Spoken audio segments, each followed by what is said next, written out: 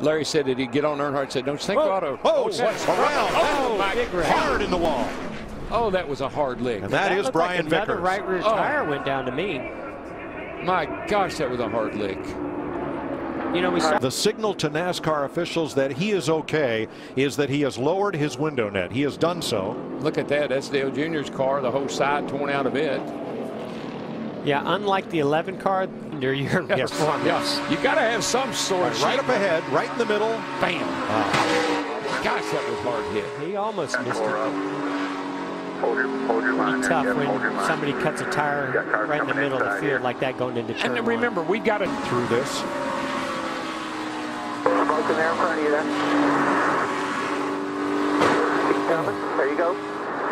I see that smoke, and you can see he started lifting much earlier than cars around him, trying to anticipate it and get out of the way, and I think he did a great job for the most part missing it. I think might be a little bit of damage on the right side. All those blue blocks you saw, that's safety foam. Really excited that I'm up here. Around goes Johnson. I'm going to tear it all. Yeah, he hit the front splitter, ripped the front end right off that car. Caution waves. Be done. The nose of that 48 is all torn up. Wrecked. You're a hell of a driver, Jimmy. Good job. You did great. And Chad Knaus, crew chief. I like the way Chad operates. Take it to the garage. You end up being a farm tractor going through there. It's just a really awkward position to be in. Real tight. Oh, boy, Kyle Larson did a nice job there.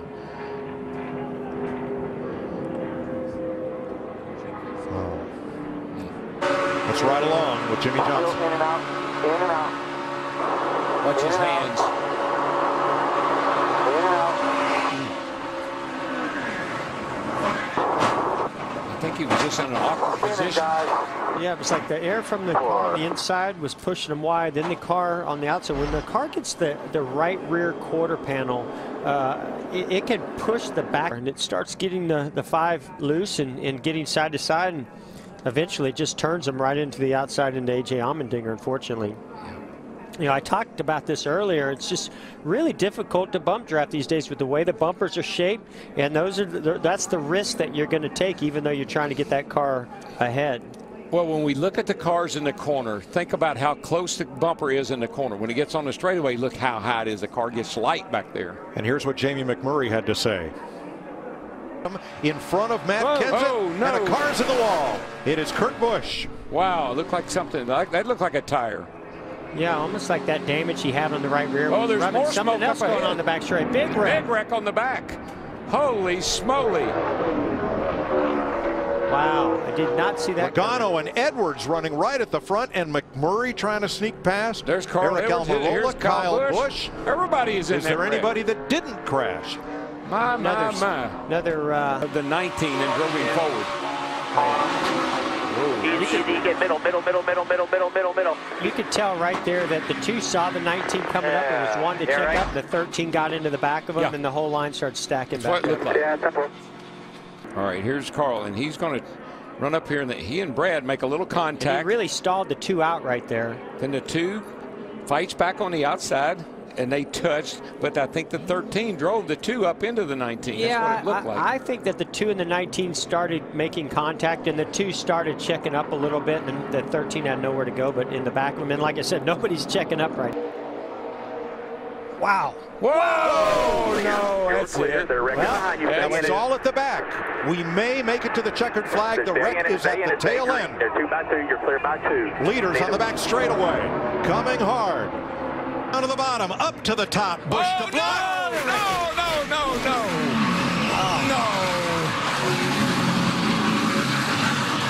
Blocking. Yeah.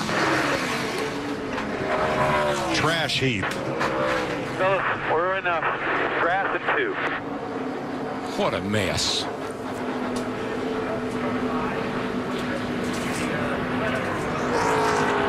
Matt Kenseth. His car pretty well torn up, and they will have to fix it if he's going to retain his outside front row start for the as well.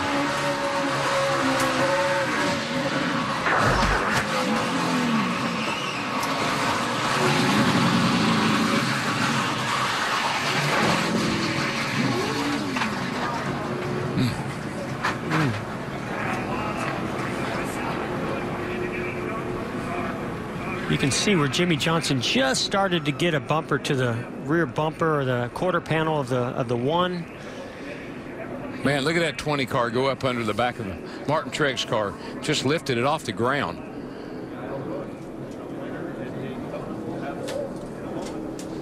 Let's have a look from the Goodyear blimp at the overlap between the 1 and 4. Sliding for the infield wall. It's Chase Elliott.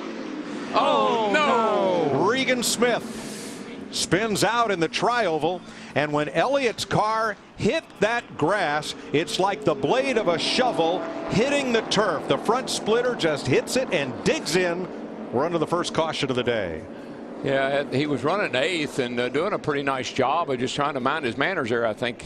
Let's see what happened. Yeah. We were talking about this earlier, how hot the 3rd and 4th turn is, because the sun beams down on that end of the speedway. Then we got a little tailwind off of turn 4. And we've seen a number of cars get loose.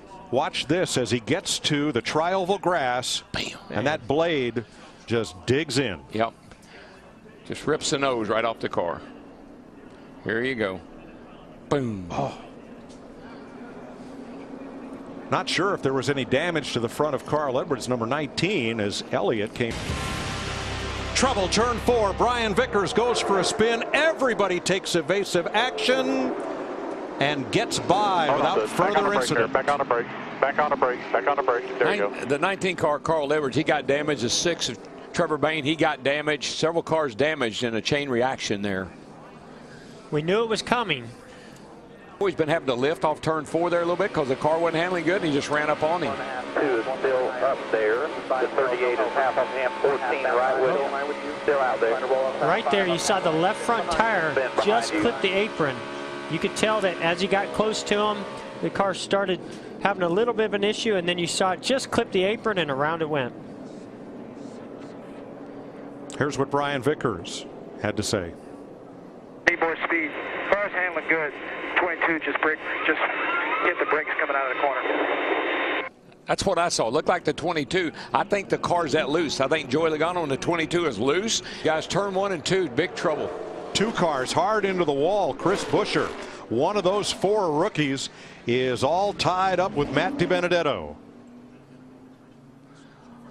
I'm not too sure something didn't happen to one of those cars, because that when I looked up, it was headed straight to the wall as if something happened, maybe a right front tire maybe.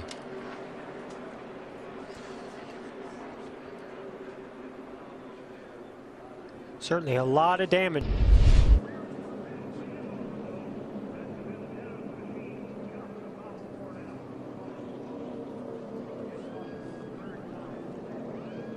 Wow.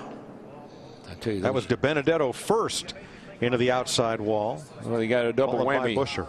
Anytime you see the rear tires lift up off of a car as it makes impact, you know that's a huge hit. What I don't like about that is that Buescher hit the wall head on, and then he got hit by DiBenedetto here in the driver's or in the right side, trying to get a double whammy here. Can't quite grasp what turned both of those cars. No. They weren't really right together when they came into frame and headed towards the wall.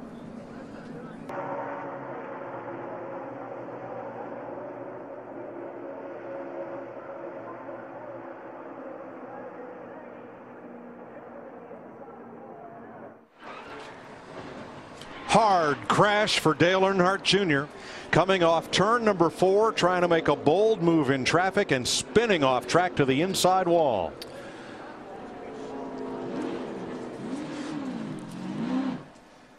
We saw Dale Jr. being really aggressive on the outside of Brian Vickers here. He drifts up high, but now watch. He's going to come down. He's going to side draft. He wants that left front right on the right rear quarter panel of the 14. But as he gets off the corner, it just comes around on him. We've seen that several times today. You start to make an abrupt move like that off 4, you spin out. That looked almost just like Chase Elliott's spin. Exactly. His teammate. Well, you know, we've documented all week long how fast these cars are. Yeah, bumper, he's still going to be there. He doesn't have help, so 3 is going to get to him, though. You're going to keep the ball out the corner here. Here they come. Here comes the 3 at your bumper. Looking in there, the 3. Keep coming, buddies. Hold the brake here. Hold the brake. Straight it out, straight it out, straight it out. Caution will be out here. Hold the brake here. And the favorite. Sorry about that, guys. Dale Earnhardt Jr.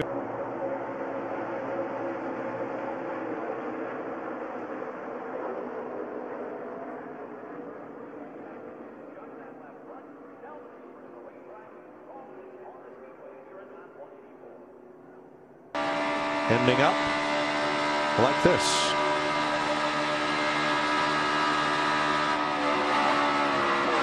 Got nothing out front. Say hi, say hi. One on your bumper here, you're clear all the way down. The race is Kyle Busch, caution is out. It's over in Atlanta. And past the overtime line on the backstretch, that was the official restart of overtime. The next flag would end the race. They did come to the line for the white flag under green. Caution out. David Reagan, Eric Almirola, and others involved. And Kevin Harvick's got to be sick. Yeah, he spun the tires. He got up to speed pretty good in second gear, but then when he went to go to third, you could see he spun the tires a little bit, or late in second gear. Then he got hit from behind by Mark Truex Jr. That even took less. Just came in there and took them all 3 wide. See what happened. Deep in the field on the back straightaway. Cars go spinning, including David Reagan, who ended up against the outside wall. That's Almirola smoking. On the left is Reagan. There's at least 4 cars involved.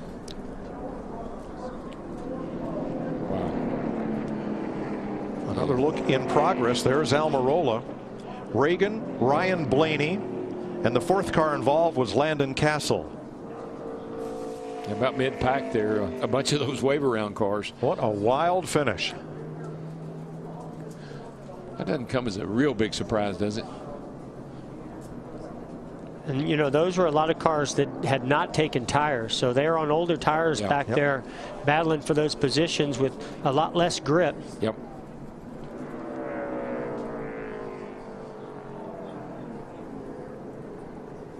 That was incredible. Whoa! Trouble! Trouble! 2 cars around. One in the wall. A lot of cars. Watch your inside. Block her down. Block her down. A lot of cars. Incredible save not to spin out, but then unfortunately those behind him just couldn't get slowed down. They were 4 wide. They were 4 wide going into turn 1. Poor Matt Kenseth's woes continue. And look at your buddy here, Chase Elliott. He's Chase had a great race going. Great run going. Matt Kenseth, no luck in Vegas this week.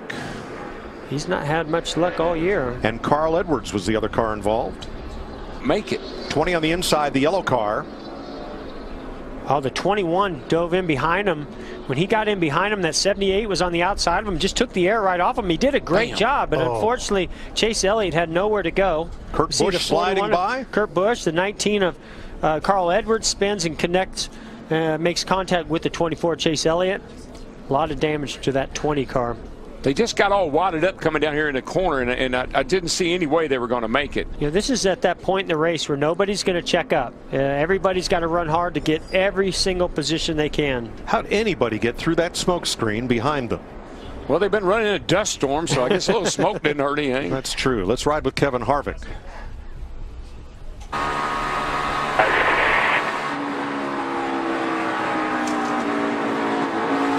low, low. Keep coming.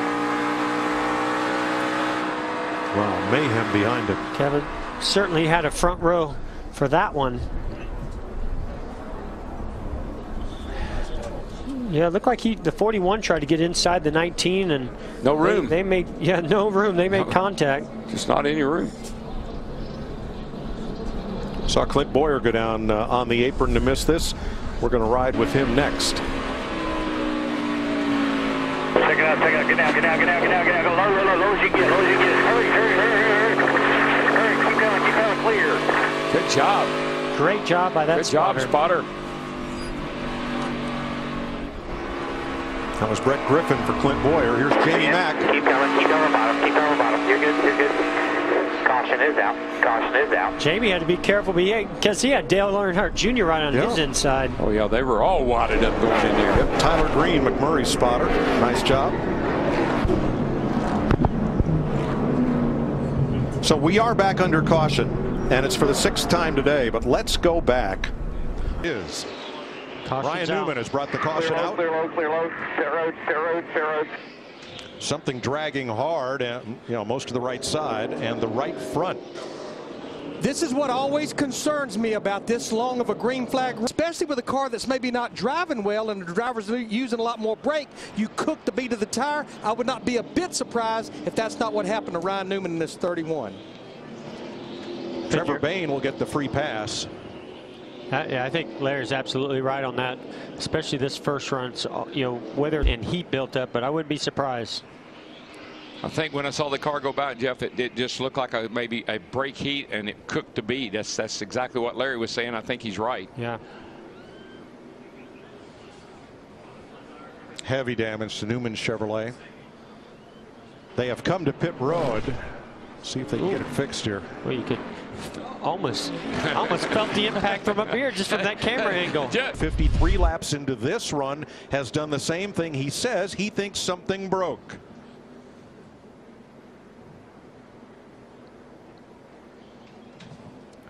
Yeah, it happened pretty early getting down in there, but that is in the braking zone. Hopefully, I mean, it looks so similar to what we saw with Ryan Newman in the 31. I'm almost certain it's another right front bead. Out explosion, and Ricky Stenhouse into the wall hard in turn number 1. Yeah, I heard a tire go as he went down into turn 1, and of course then he went straight into the wall. So we're right at that point. We've been going about 50-55 laps. We've seen the other two tire problems. We have one here. So that big boom, likely a right front tire. And maybe terminal damage for Stenhouse car as we go to the 3rd caution flag of the day. You know, Carl Edwards has been fast here all weekend. He's got what it takes. Easy here, stay low. All right, it's a new trend. It's a little later this time. Or if you can move it, he's about 10 back. Hoping the kind of year that he's had. Last year was a rough year as well. I'm so hoping they were just sort of like we talked about with Matt Kenseth, just going to put a solid finish together. This team really needed that momentum. You can see that right front. She's down. And the number 5 will come into view there.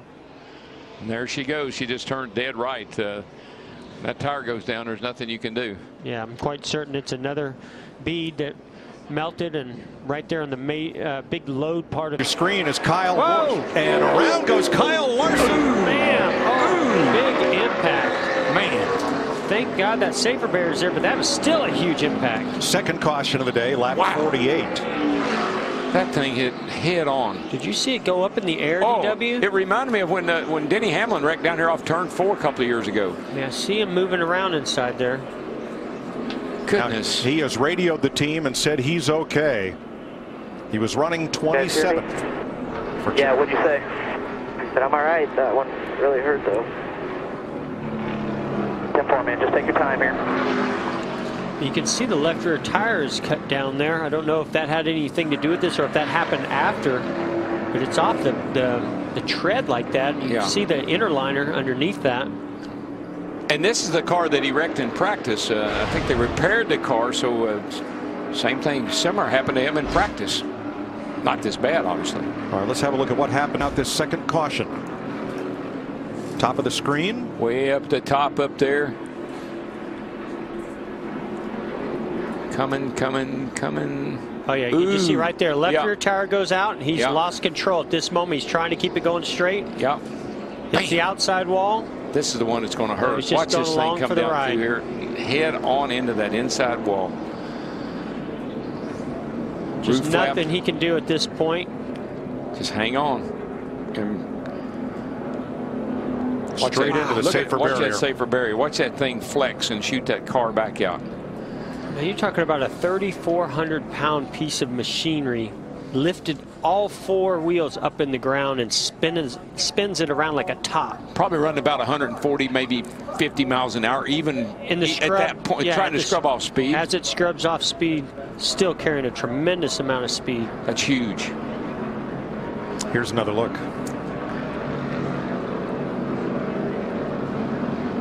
Just can't get the left rear down. The car wants to turn right.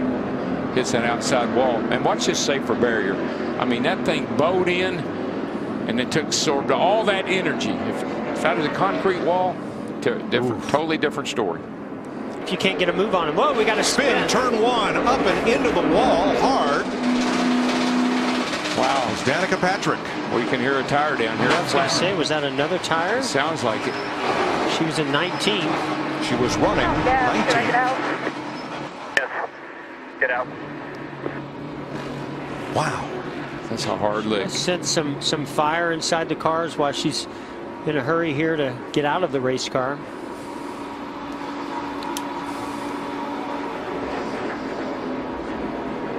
hard hit for Danica. Running top 20 on the lead lap. It's on the bottom here.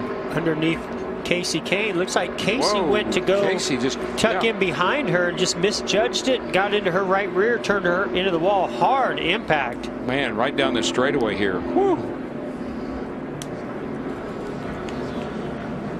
All right, let's ride along with Danica Patrick down into turn 1 after contact from Casey Kane.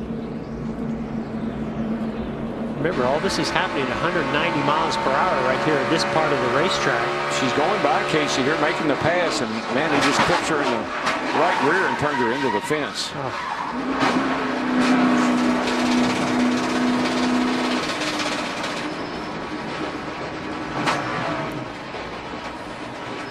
Are you all right? I gotta believe she might be a little upset with that little move. Should I get out?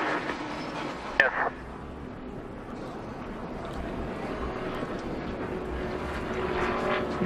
All right, let's hear Casey Kane's side of what happened here. Whoa, whoa, Around he goes. Hold the brake, hold the brake, hold the brake. They're still coming underneath you here. Well, Swing it around here. David Reagan and him made contact down the middle 1-2. I think it cut his left rear tire. That's exactly what happened. I think that's why he spun out, because the car just, I mean, normally he wouldn't have looped that car, but that thing just went around because of that right there. The tailpipe of the 23, I think, got his left rear. and earlier, one lap before, he and Eric Almirola may have made contact. Still there, sure. Might be able to see him on the corner here. Well, he's going to lose laps Still here there. to get to the Hold the pits, brake, get that hold tire the brake. changed, but he's the only car a lap down. See here.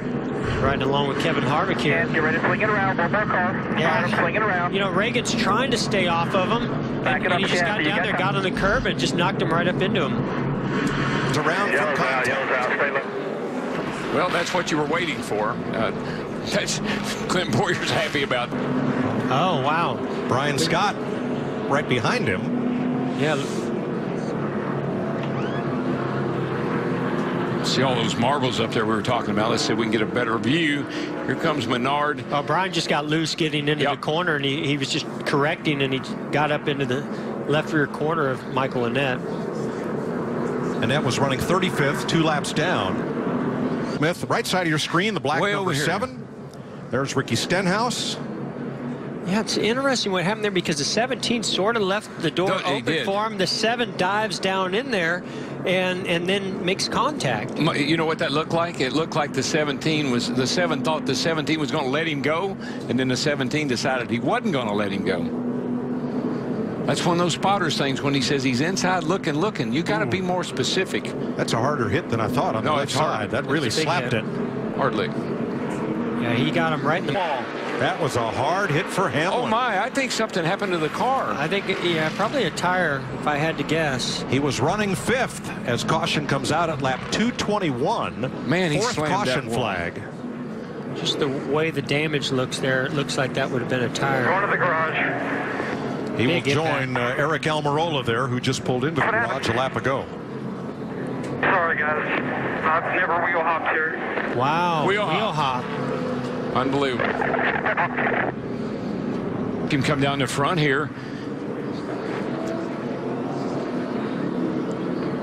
Oh my, I mean, he does a heck of a job holding on to it, but still just carrying too much speed there. We saw this happen in qualifying with Trevor Bayne. You drive in, and when you get on the brakes, especially depend on your brake balance, if you got too much to the rear, you get what we call wheel hop. And the rear tires, you start to lose grip and chatter going in there. You lose control of the car, can't slow the car down, and in the wall. You're doing about 120, probably 25. Michael Annette. Michael Annette goes around, 6th caution flag of the day. And the second one involving Annette, didn't see if he had any help, which has been the case in all but Denny Hamlin's crash today. What do we see here? We see Annette loose. No, he just gets loose. Looks like now, it. there could have been some contact with the 32, maybe a little earlier back in the corner, but he just gets loose, it looks like. Boy, I tell you. Wow, look at the 15 get into the 32, turn him sideways. Well, he didn't want to hit his teammate.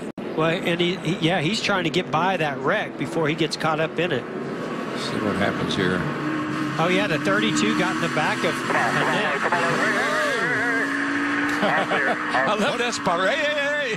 lap down here. The 20 car actually stayed on the lead lap, I believe.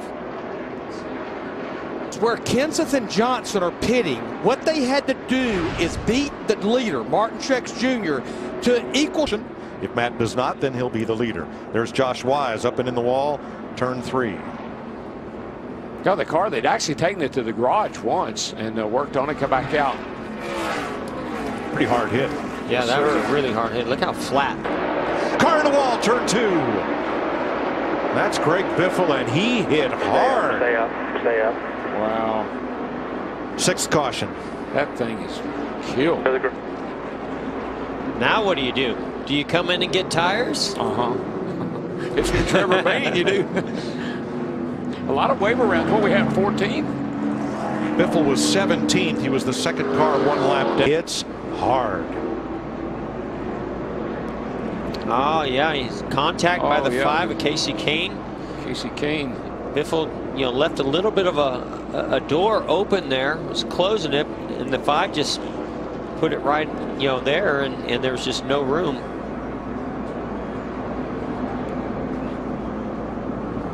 Carl Edwards will get the free pass. That is the right there off of turn 2.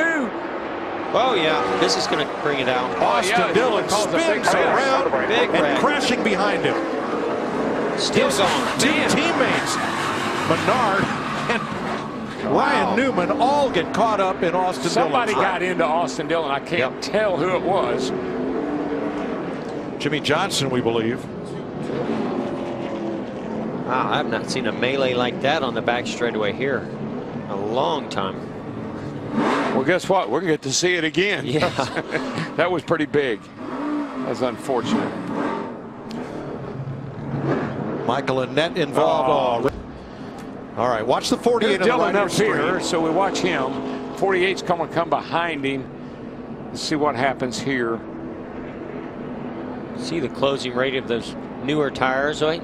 The 11 kind of got him loose and got him up the racetrack, and then right in front of the 48. I think you're right. He comes across right in front of Stenhouse. Oh, Stenhouse just clipped him. Nailed him. That's going to really hurt that left front fender. I think it's look at all 3 of the Childress cars piled up there.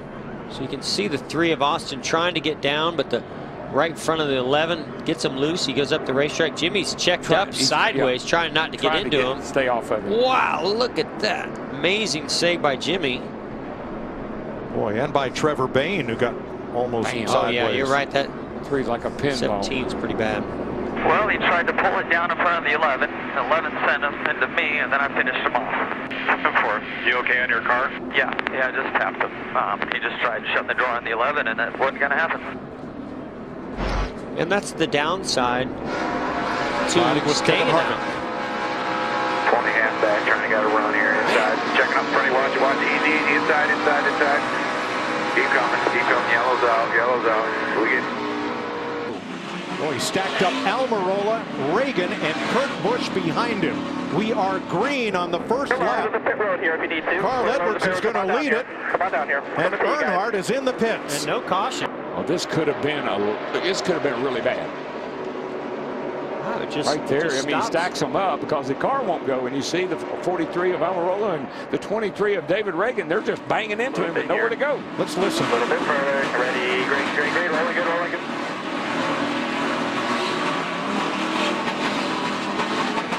It sounds like it's missing cylinders. Like, no, it's not right. Electronic. No, I think he's. Yeah. Oh, Kyle on the wall. 18. Right front, I think. I think he blew a right front tire, man. That thing shot dead right. Yellows out. Caution out at lap 52.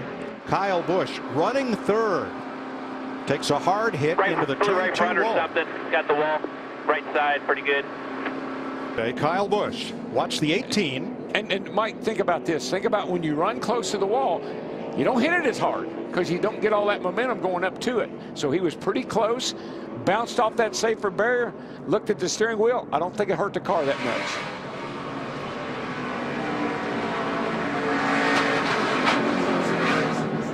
You heard that noise before you heard it hit the wall. They're still green. Yeah, you heard. Trouble, turn 2. Ricky Stenhouse goes around. Come out here. The caution is out, and the free pass will go to David Reagan. Missed it by 1. Mike, I went over last night. There's a patch off of turn 2 over there that's a little bit different contour. Is that the way you saw it? I saw it. I was out there kind of scouting last night myself. Watch 34 at Chris Buescher. He got loose pretty early there, DW. Yep. Yeah, he didn't get to the patch. To me, it looked like he came out of the brakes and really let the car roll. And his car, he likes to run his car loose, and it just came around right there. Chris Buescher got a little damage in that one. Spin, turn 2. Kyle Busch again. Around again. I don't think he hit anything. Caution waves for the 3rd time today. I don't look at it. 34 just fucking bailed in the corner there and picked our rear wheel. That Chris Buescher in the 34 coming. Well, there's a lot of cars in front. Out. Yeah, you got to check up right here. Yeah, 41 his brother. The 34. And they just pile drived him. The 34 of Chris Buescher just came in there with a bunch of speed. It's a domino effect when that first car checks up. We see this happen quite often here at Bristol. Missed the end of that pit wall, barely. I'm not really sure what caused. I don't know if the 5 came up on the 21 and had to check up earlier before they come off of turn 4. What caused that whole line to slow down? But obviously, when it got back to the 34, he just couldn't slow down. There you go. The 21 kind of slid up in front of those guys. Vince, pit stops. Martin Truex. Matt Kenseth in the wall. I think he blew it right front. It sure did look just like that 18 car. Sure did look like it. Caution flies for the 5th time. Man, this guy just has not been able to catch a break this year. But trust it. Look, when the 8th look, watch the 20. Yeah, it blew pretty early as he. But see how close into you're. one. So it's always. I always think Richard Petty always said, "I run close to the wall because if something happens, I don't hit it that hard." Here are two. He and the 18 are two perfect examples of what he was talking about. You can almost see that right front drop down right before it hits the wall, and that's usually adventurous first half with a couple of wins this year, 5 Bristol wins, and a rough afternoon, Michael. Yeah, this damage is much more significant than the first time Kyle hit the wall. This could be the end of the day. You could see oil coming out from under the car. Now let's head back upstairs to Jeff, Darrell, and Mike. A similar incident to what happened to Kyle Busch before. The car went into turn 2 from turn 1, high on the racetrack, just went straight up to the wall. The fender there, so this one did a lot of damage. They're gonna have to do a lot of repair to get him back in the race. Yeah, and I would be concerned if I'm the 20 of Matt Kenseth too. These types of problems with right fronts don't fix themselves throughout a race. It's got to be a camber issue, and you put too much camber in those right front tires, you're going to use them up. Pace, half straight to red. You can see him clench and hold on tight. Keep it up there. Another right front. He knew that impact was coming. That one looks a little bit more like the 20, but that was a significant impact. Very hard. Colliding with Allmendinger. Tracker behind us here. What a save by Casey Mears. They were 3 wide off turn 4 here with a 47 in the middle, and I think he got into the 13. Turn 2, there it is. There you go, Larry. Brian Scott goes around and into the wall. That's 2. And Larry wasn't even looking in that direction when he made that prediction. Brian Scott, the 44. Yeah, he just gets loose. Yeah, he just drove in there, and the thing didn't. It just came around.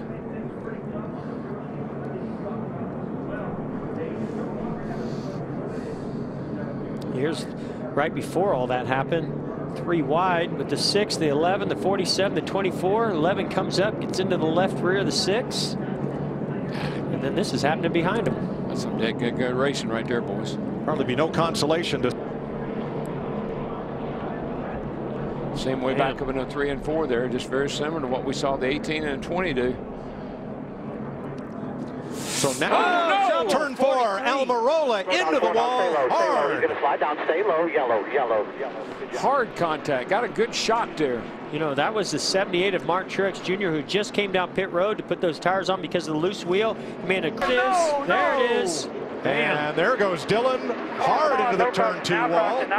This time we have a caution. Boy, Castle used Wow, he just ran over him. Body slammed him. He just ran over him.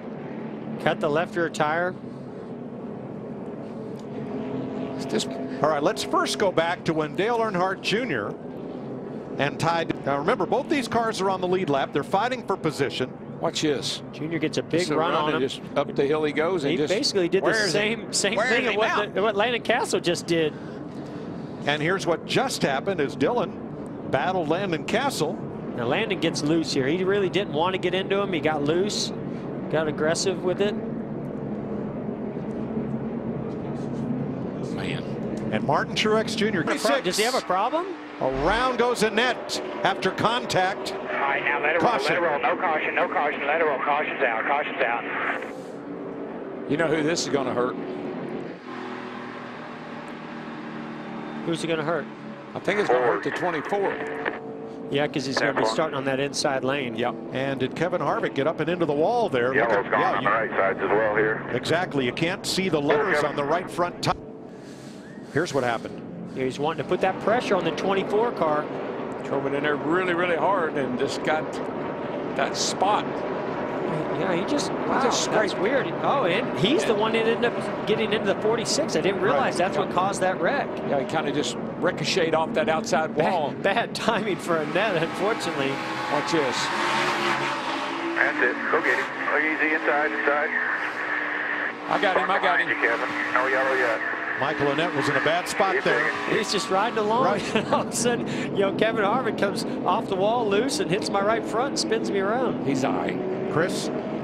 Mike, the team behind the 41. Turn 3, Regan Smith. Hard into the wall. Caution. Breed. Watch the 7. Center your screen. 2 outside of Danica. And things narrow up here in a hurry. Well, it's just tight racing right there. The closing rate, a lot's happening at 125, 130 miles per hour right there. Well, the 2 cars got 4 brand new tires on his car. To me, the 7 has to know what's going on, and know that those 2 cars are side by side. That's a spotter, mirror, and just. Yeah, there's a little bit of debris, tire debris or caved in front and rear. Let's see what happens here. Austin Dillon up on the outside there, and here comes Biffle. Bam! Now I think the 23 Reagan was going to get underneath the car in front of him, but I think Biffle just assumed he would go all the way up to the wall. Yeah, there's the 3 of Austin Dillon. The 23 had a run, was going to go inside of him, and when Biffle came up, he thought he had room to go all the way out to the 20. Trouble on the track. It's Tony Stewart. Yeah, the left rear is down. Caution's down for a flat. Just try to limp it in her. They were saying that he had a tire rub, and that tire went away. Yeah, you can see back here on the left rear quarter panel where that's been pushed in. Right there, that knot is kind of what got that tire. Yeah, we've seen cars really bumping and banging down. Here's the restart. Joey Logano behind Tony here, and oh man, boy, don't give Logano an inch. He took advantage of that. I think Tony was maybe blocking the outside to prevent what happened between Chase Elliott earlier when he took him 3 wide on the outside, and boy, Logano just went straight up the middle, made contact, and going back. Does he have a problem? I think he's got a loose tire. He's got a tire. Round he goes. Left rear tire. Boy, just that amount of contact over there through 1 and 2. Hey, got that left rear tire down. Rear looks like flat left rear. How about those waiver rounds, though, boys? That's going to help a couple of guys. That's going to help several. See if we can see from the overhead. He's right down at the bottom of your screen. Is that right in there? Yeah. Yes. And he's 3 wide here. Oh, I know exactly what it was. It's the tailpipe on the right side of the 42. Bam. Got into that left rear, and that will just cut it immediately. Yeah, that's what happened. Around he goes. It's kind of a double-edged sword, really. You get hit by a car, and the tailpipes get, and the tire pressure is really, really low. There's, you can see those tailpipes down at the bottom of the rocker panel. Tailpipes are right in there. Just looped it around, and it puts us under caution for the 8th time today at lap 350. What do you think? Except it's the 8th caution for Brian Scott, and A.J. Allmendinger will get the free pass. Trouble. Caution flag, Dale Earnhardt Jr. brings out the first caution of the day. Just stay there as low as you can there, buddy. Okay? Was that a left front tire that went? Oh, no, he said he lost it. Is that the 5 car on the bottom there? On the right, running nose to tail right here. Got the 2 car to the outside. He's in an awkward position there. Oh, it just comes around. This is just like what happened in Daytona. Same thing at Daytona. The car just comes around on him. Unfortunately, he also gathers up teammate Casey Kane. Let's ride along. And clear low. Outside, still the 2 on your tight. 5's coming to you. I think when that 2 went by, it just shot it around. I tell you, DW is a combination. The 2 was on the outside of him, and when that 14 came up just a little bit, I think that took the rest of the air off of the 88. I just felt like they were early on in this race, but they did settle down. What about straightaway? 48 a big hit, and Jimmy Johnson goes spinning. Upside down. Busher.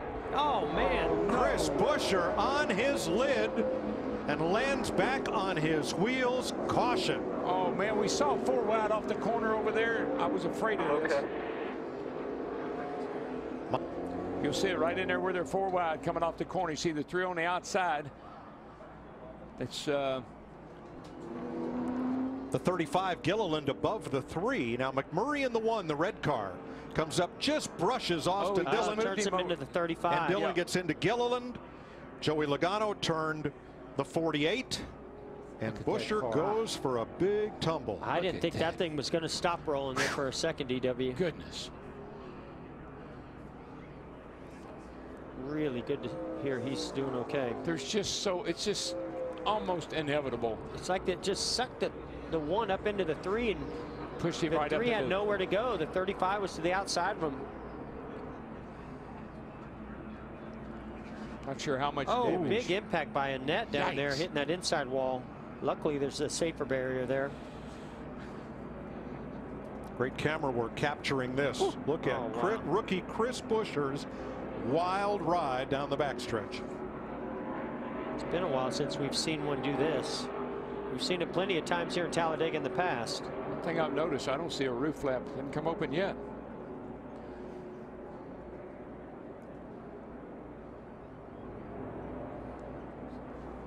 Caution waves for a 2-car crash. Dale Earnhardt Jr. for the 2nd time today with Carl Edwards, and Jr.'s car is aflame. Oh, man. I think that'll do Amelia in. I think that's about it for her. Send what's left of that car to the South Pacific. Yeah. Man, what a bad day for Jim. Caution is out for Casey Kane, who returned to the track after getting damaged in Dale Earnhardt's car. Oh, wow, man, something broke. I'm not so sure he didn't just come off a pit road, or was he out there riding around for a while? But obviously something broke, maybe in the steamer. Whoa, there's and around she goes into Kenseth. Oh gosh, up in the air and into the wall hard. Man, Kenseth. Man, I thought he was going to catch the catch fence back there. The way it landed was. I am not believing that. He's fine, boy. He got the window net down right away out of frustration. The 4-car, Harvick. Danica climbs out. Radio cord gets disconnected. Oh, boy. I mean, you just knew it was coming. You saw everybody pushing and shoving, and the cars slipping and sliding around. I think Matt said, just give me a push. Matt was 6th. And Danica walking over. Well, you know why? Yes. She doesn't want to go. She knows that you can get fined if you go out on the racetrack. She's going all the way over against the wall, and not sure. She's shaking up a little bit, I think.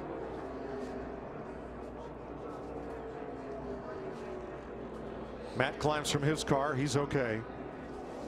A couple of hard hits there. Man, I'm telling you, I was just so worried when I saw Matt's car get up in the air and just carrying towards that inside fence. I'm so glad it sat down when it did. Yes. Oh, me. Flip those cars over, roll them down through there, tumble, hit the wall, and then get out and get I think this is going to be similar. Her car hit the right rear and turned that car around the scene, and that's what gets them upside down. She's right in the middle, the 5th car back. I think somebody makes contact with. McDowell got her in the left rear. Yep. Yeah. And then no, she hit him in the right front. And when that happened, just got air underneath the car. Is anybody left in this race?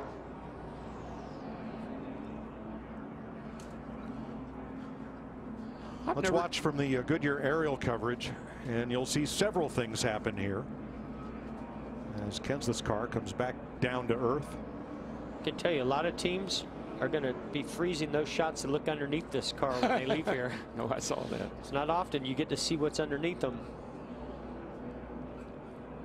Right behind the red 21, there's the 3 of them. Whoosh.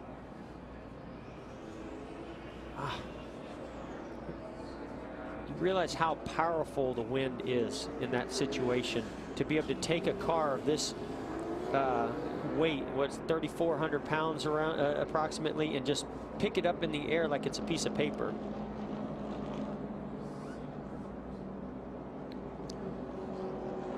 There's McDowell into the 43 of Eric Almirola. Look at that. And thing. up goes Kenseth. It's like a feather. What a mercy. Now, right in front of Danica when that began to unfold was Ryan Blaney. So 2 back to the top. Top's got to run. 1 back. Half back top. Half back. Half back top. Half back. Half back. Outside. And next we're going to ride with Eric Almirola. He takes a big shot. Big shot. Oh. So nobody in front. Spin it in front of you. We got it, guys. Oh, it's 22 coming back. Kevin Harvick ended up in the grass on this one. They're all the way up the line. They're all right in front of you. Keep digging, keep digging, keep digging, keep digging, keep digging. High, high.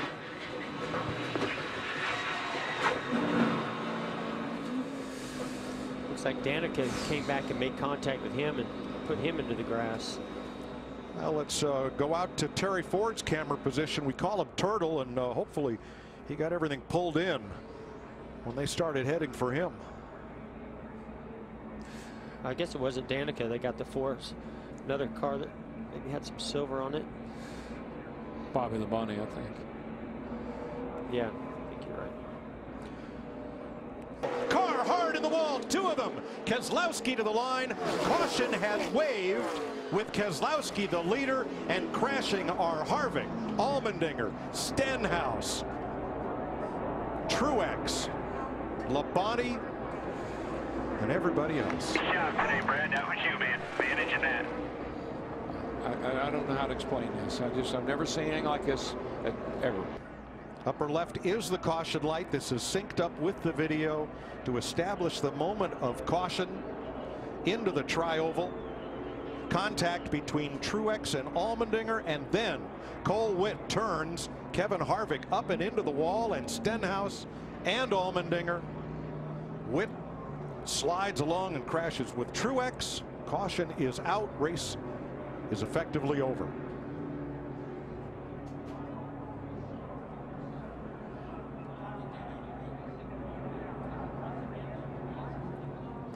Exit of pit road. 400 feet maybe from the start finish line, and there's your finish. Brad finish at the world's fastest junkyard. Brad Keselowski, Roger Penske, and Ford win it. On the 95, speaking of Hello Wall, A.J. Allmendinger, as we mentioned in the end here in the 47 car, released from the care center and said to be okay as you can be. And here he looks like he's in a lot of pain, but after the grueling 500-mile race, run at a frantic pace, it was a survival of the fittest and the fastest. Hamlin had to make himself some room. Oh, no! Lock it down right there if you can. Are you kidding me? How crazy was that when the 2 cars started to spin? It's like it took the air off the 11. What in the world? That was one of the wildest spins I've ever seen by 2 cars that weren't really touching one another. Yeah, but when you go in that corner 3 abreast. Risk versus reward. My. Hamlin went for the split. He did. Well, there's 11 right here in the middle trying to go 3 wide. He gets up in there. It's a bold move, really aggressive. I mean, I like the idea. See that? At 22 gave the 42 a shot. He sucks the 2 around, but look how it turned him. Sucks himself the 2 right around, and the 11 goes into the 42, and here comes Logano, and bam, right into the 11. Joey Logano, wrong place, wrong time. Everybody else trying to check up here. I think they were packing air. They were moving air. But moving some air. Here's another look. Watch his 2 car. He just comes around. There he goes around, but then that just shoves the 11 sideways, and he goes up into get into. I understand why the 2 got sideways. I just never could imagine why that 11 turn side was like that, but hey, that's the risk you're going to take when you take it 3 wide in the middle. All the drivers are out of their cars and okay. Those that did not come back around to the garage. There's one more look. Goodness gracious, right here is bold. I mean, you're going in here. Well, the 42 didn't get off turn 2 well. Hamlin didn't want to lift. I can't blame him. No. You know, he's been in the back all day. He's been wanting to mix it up with these leaders, and now here he is. He had the opportunity. Matt Kenseth, Kurt Busch scoot through. So does Harvick and Blaney and Dillon. Wow. Remember, this is the advantage you also have by having a win and already being locked into the chase. You can take big risks like that. I know you don't like that, DW, but all right, you're riding with guy trying to go 3 wide bottom, 3 wide bottom, 3 wide bottom, 3 wide bottom, 3 wide bottom, 3 wide bottom, 3 wide. Hey.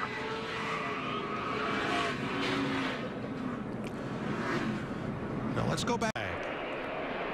Whoa! No, Johnson's out of it. Big wreck. Can't go. Big wreck going to happen here on the front straight. No, man. You are kidding me. Look at who came out front, though. There's no words to describe what just happened. The 48 couldn't go, and he just backed everybody up. He spun the tires. It looked to me like either something broke or he didn't get it into 3rd gear. It just, yeah, he never took off. Well, yeah, he couldn't go, and everybody behind him couldn't stop. No. Matt. Jimmy Johnson just told Chad Canales it was locked in gear. The car would not go. Something either in the drive line or transmission. He said something definitely amiss. It just simply would not go. Let's have a look for Dover. The front straightaway pretty well blocked. So here's the restart. It's a nice jump here. Yeah, he starts to go, but it looks like when he shifts. That's where he shifted third. And it just didn't, something happened. And then here comes trouble. It's on from there. Look who this takes out. The 78, the 4, 47. All these cars piling in there. Nowhere to go. Ricky Stenhouse Jr. Bam, right into the 24. Kyle Busch. Going to be easier to tell you who's not involved. Goodness gracious. The 2, the 11. Let's ride with Kevin Harvick. Green flag, green flag. All rolling. Second off, second. Go low. Hold your line, hold your line. And then he gets pile driven from behind. He almost got through it. You could hear him kind of throttling through it, and then somebody got into the back of him. All right, let's ride with Ricky Stenhouse.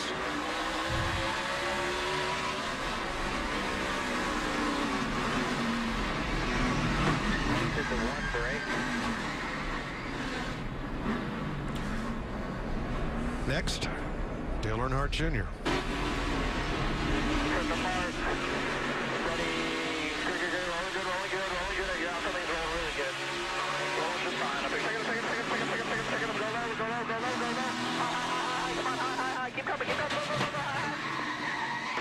That's a big impact right there. You could hear it and see it. Man, that was hard. Very hard impact.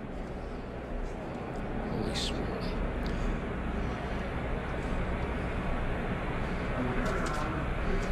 It just looks like when he went to 3rd gear, Jeff, that it either broke the gear or that never went. I don't know what happened. It wouldn't come out of 2nd. It was stuck in 2nd. Shift. I don't know what would cause it to do that. And then back where Allmendinger and Newman were, everybody was coming full throttle.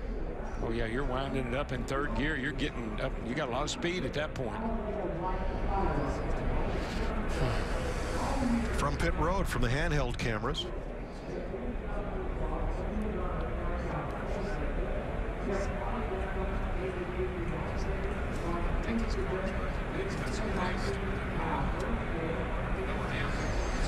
Well, Martin Truex electing to restart on the outside was just a bad draw. Yeah. 19. Whoa! Wreck down the back straight with a 19. Are you kidding me? Big wreck behind you. Caution south. Caution south.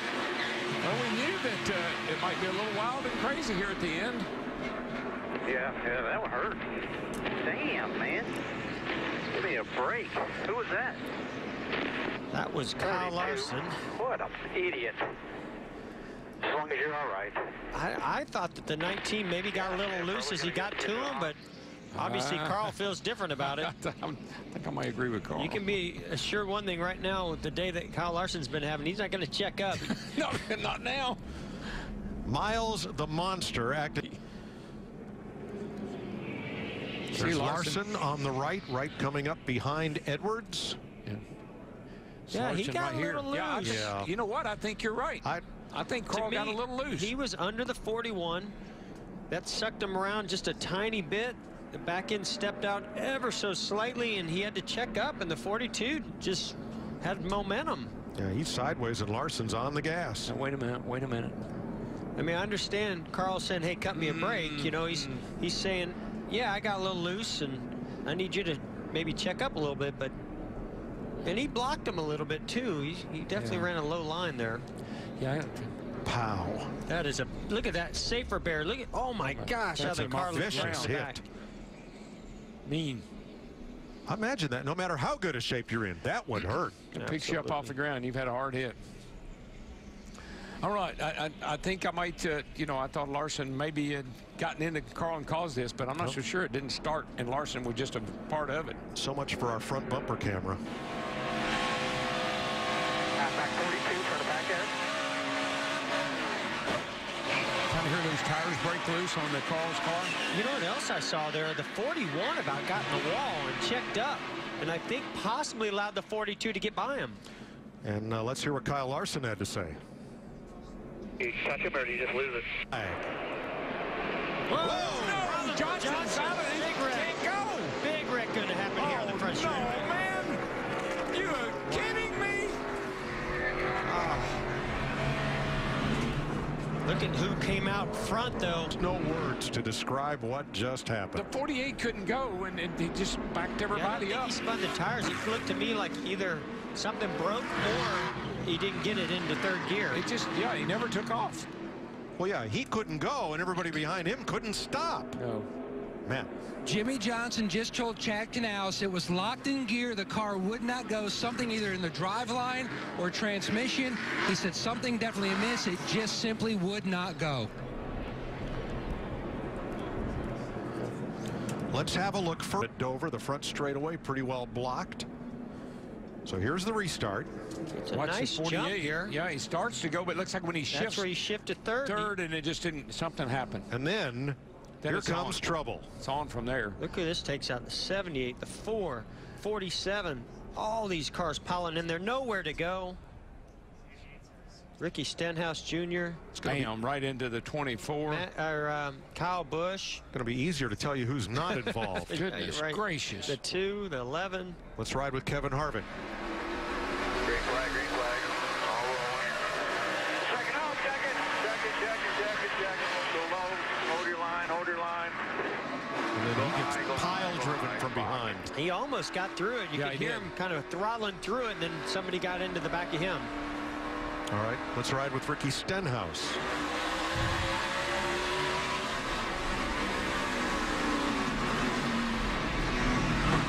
Did the run break? Next, Dale Earnhardt Jr.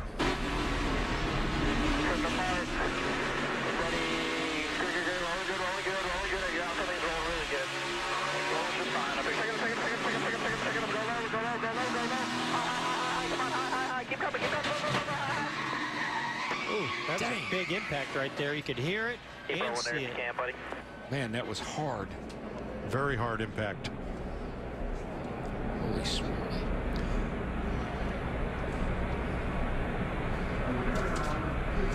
It just looks like when he went to third gear, Jeff, that it either broke the gear or that never went. I don't know what happened. It wouldn't come out of second. It was stuck in second. Shift. I don't know what would cause it to do that. And then back where Allmendinger and Newman were, everybody was coming full throttle. Oh, yeah, you're winding it up in third gear. You're getting up. You got a lot of speed at that point. From pit road, from the handheld cameras.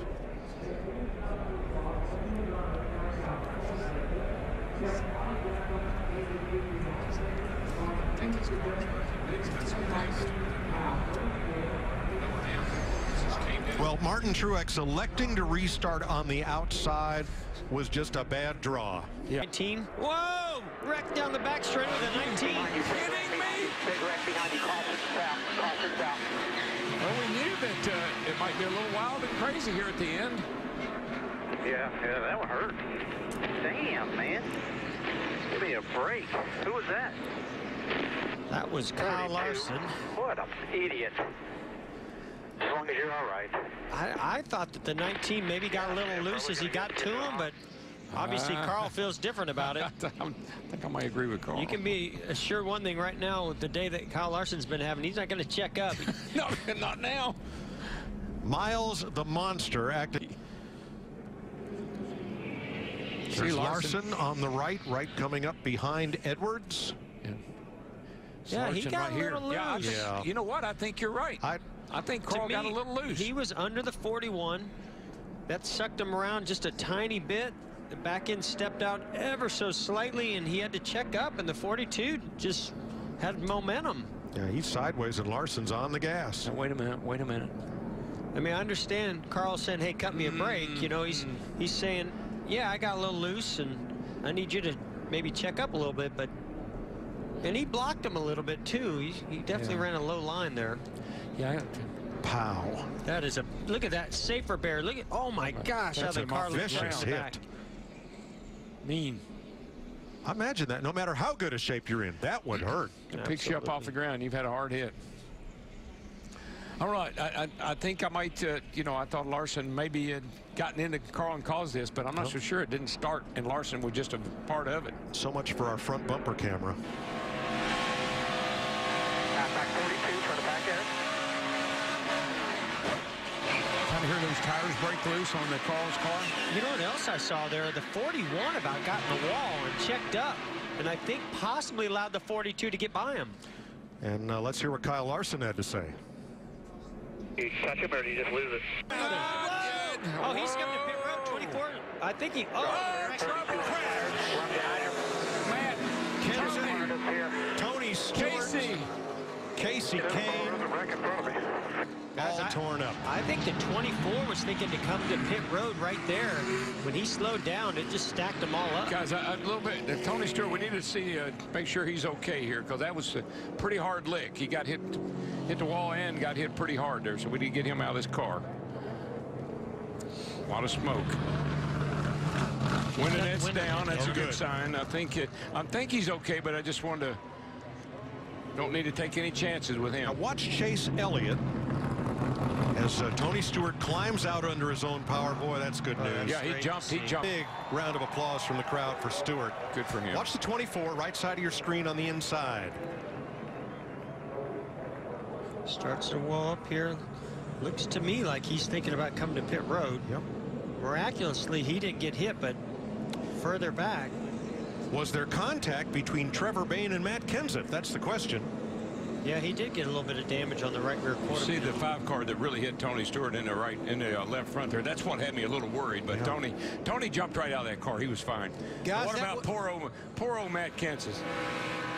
Riding with Harvick. Rolling on the bottom on 10. You're still rolling on. Stay watch it. It's easy. My goodness. Either Matt Kenseth snapped loose or he got a bump from Trevor Bayne. Or he checked up a little bit because he saw the 24 was pitting. Yep. And Trevor couldn't see that from behind. I tell you, the guy in that 4 car did a heck of a job. Here's the reaction as Stewart hopped out. Yeah, he looks fine. He got out of the car, no problem. The crowd's giving him a great cheer. Last time he'll be running the All-Star race. And we didn't want to end like this, but at least he's okay. 3 wide. Oh no, Stewart. Oh no. Oh no. Good grief. Tony Stewart hard on the wall, off Danica Patrick perhaps. Who else got in there? Oh man.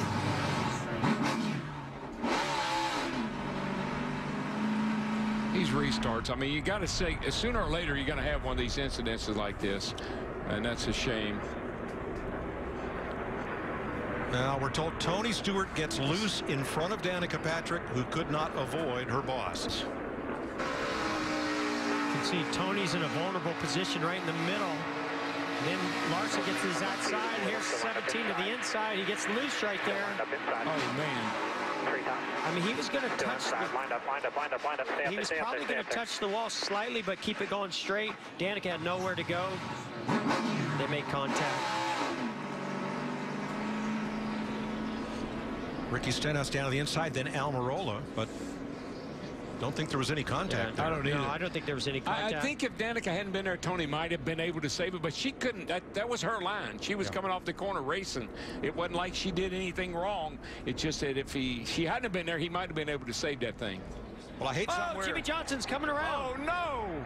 And he almost saved it. He did save it. Yeah, but big impact to the inside wall. I think he did hit the wall. Oh, he hit it hard to left front. Caution's out. Caution, got on the inside wall. How many times have we seen cars get arrow loose down here in the corner when somebody up beside of them or behind them? When DW, to me, that is the effects of the smaller spoiler, less downforce. You all right, Jimmy? Allows you to get closer to the cars, but it's also going to get you looser when you're underneath cars. Wait till next week. Oh, yeah. There's an inch smaller rear spoiler next week. Now we'll watch the restart again. You'll see everybody flare out here. And the 48 will jump way out of line. He goes there he inside goes to Trevor the inside. Bain. Junior goes to the middle between Trevor Bain and the 34. Chase Elliott, he's pushing the 88 up through here, which is going to work out beautiful for him. Yep, so far, everything's fine. Chase gets a great run here. Jimmy does as well to the inside. Got down on the apron. The 48 got a little bit down on the apron, I think. Well, the 13 had to stay low, also right up on his door because the 24 was coming to the outside. Just hard racing, if you ask me. Yep. It looked like he was trying to stay off Casey Mears. Well, he was. I mean, he was could. trying to just stay to the inside of him, stay right up next to him, and carry that momentum. Unfortunately, the 13 had to hold it even tighter down there because the turn 4. Martin Truex Jr. spun in turn 4. Saved it. Caution waves. Now, Keselowski technically is the leader. Truex has spun. He was the second-place car and the first among those who had stopped. So lap 45, the yellow comes out for an unlikely source. He goes into turn 3 right alongside happens. This is an area where a lot of drivers have really talked about the cars getting loose. Boyer, Boyer got right down on the 78 there, right on his door, and that just pulled the Martin Truex Jr. around. He was real low getting in that corner already, and just pulled him around. Is that what you saw? Yeah, absolutely, DW, and amazing that Boyer didn't spin out in that contact as well. I think Boyer just got down on him so tight, and he was already on the bottom of the racetrack. Didn't have enough room. Look how low he is getting in his corner, Martin Truex. I think that car was tight on you. Hang on to it. Gas it. Come on with it. Come on. You're all right. amazing he didn't hit anything. Nice great save. Great driving. To me, I think he was loose already getting in there, and he just needed to move up, and he just didn't have that room because the 15 of Clint Boyer was right there. Yep. I don't think Clint really held him down. Yeah, he didn't give him a lot of space, but I don't think there was anything the 15 could have done different. Meanwhile, Brad Keselowski did not stop out on the racetrack. The caution flag picked him up as the leader. But that's he's into three here. He's into three. Hang on to it. Oh, we got fun coming down bottom. Keep it up top here. Drag it up top. I'll get you across about 7 more. Too much traffic. Too much traffic to come down to pit road until the last car passes. Here he comes. That cockpit full of smoke, flames everywhere. It blew up big. Fireball. Wow. Boy, that, you know how rare that is these days to see an engine let go like that? Backing up. Here's what happened.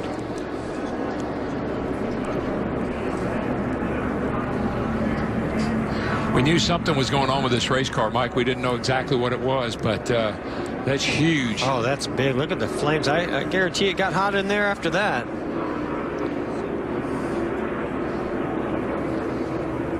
It's pretty amazing the flames went out the way they did. I'm almost wondering, is there a fire extinguisher system in there that maybe put that fire out? He probably got the clutch. That's an oil fire most likely from the engine blowing up, and he got the clutch in, and then the engine quit turning, and then it stopped spraying oil everywhere. And as you know, DW, if there's a hole, in that engine block or the pan, and that engine's turning over, it's just blowing oil everywhere. Yeah. So, yeah, you put the clutch in, try to stop the engine from rotating so it just doesn't continue to push oil out. And with a flame, a fuel supply, and a 150-mile-an-hour rush of air, you got a blowtorch. Oh, yeah. Did you see how far the flame was coming out the back of that car? But the good news is, Mike, if you think about the drivers today, they got this sock that they wear on the bottom of their helmet. It's a full-face helmet. They got air blowing into the helmet, so he's probably not getting a whole lot of fumes or anything in his he having to breathe. Out into fourth. Oh, hard on the wall goes. Is that Allmendinger? And Dale Jr. I think it's the 88. Crossed in front of traffic. Hold the brake here, man.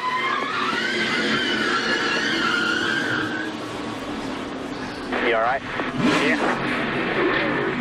Hey guys, this is fixable here, so we're going to have to get the right side tires on it. Right side tires at clearance first. Damage to Allmendinger and Earnhardt coming off turn number 2, trying to go 3 wide. Yeah, that's the real fallacy, or the real problem with this package, Mike. Is you get these restarts, you get everybody bunched up. There's just not a lot of air out there to hold the car down, and this is what we were expecting would happen. What I was anticipating with this lack of downforce that's in this package, we see he's right in Dale here. Jr. go underneath A.J. Allmendinger, 3 wide between the 34. The 34 actually got loose of Chris Buescher and just made slight contact with the 88, sent him into the outside fence. And Allmendinger too. Both of them got in the scrambling wall. right here. That could have been even worse. And I think they're going to have to go to the garage with that car. Yeah, that's the 47. Yeah, I just saw him. I think that's more damage than 88. Look at that, a lot of damage here. The whole right side. That's garage. And that is no pun. That's garage. Of Allmendinger's car. Let's take our nationwide inside ride. The Earnhardt. Oh, sorry, Earnhardt. Right. In turn 2. I get those cars mixed up. They look so much alike. Yeah, that far away. Well, this changes everything because we have got another fire down here on the end of pit road, and right front's erupted. And that is Jeffrey Earnhardt, our second, 4th generation Sprint Cup driver. Adam Petty was the first. And Jeffrey, great-grandson of Ralph, grandson of Dale, son of Kerry, has brought out the caution for the second time here. Jamie? Well, Austin Dillon was having a good day, but he just radioed and said he thinks he has a flat left rear, says it feels. Victim is Regan Smith. Right in front of our leader, Chase Elliott. That was close. Looked like a tire. I mean, that thing just shot right. I'm guessing maybe a tire problem. That looked what it looked like. Right front was down when he came to pit road. Yeah, and the way it just kind of jumped. It jumped dead right. I mean, like something happened. I don't know. I don't know. Car around in the wall, backstretch, tail of the field. There's about 3 cars. Danica's one of them. There's another couple of cars. Casey Mears. Scott, Casey Mears. I think Brian Scott and Casey Mears got together, and that started that at lap 155. Caution is out for the 7th time. Wow, these restarts are crazy. And that was way at the back. Yeah, I don't think that was Danica. There she got a little bit of damage, but it was that 44 car, that's all. Sorry about that. Toward the back of the pack, right, probably this group right there. That's Brian Scott on the bottom, Danica up above. Casey Mears is going to be right in the middle here. Yeah, he gets loose, and the 44 gets to his left rear, makes him even looser, and he comes up and makes contact, the 10 of Danica. Ooh. And then she barely clips the 44. Brian Scott turns him into the outside wall. Just hard racing.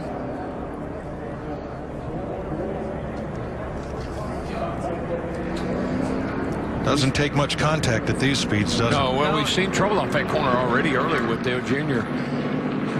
Chris Buescher in the 47 car. Very similar situation. Pretty good front impact there with Brian Scott. Lifts the rear tires off the ground. Let's go back and look at this restart once again. But still on the lead lap. Whoa, the 6 of Bane no, gets trouble. loose. They got to be trouble right there, guys. There's trouble everywhere. The 42, I think, is loose up on the 21. And ahead of that, Blaney hit the wall. Blaney, yes. His car is, it's the whole right side's caved on the 21. 8th caution of the day.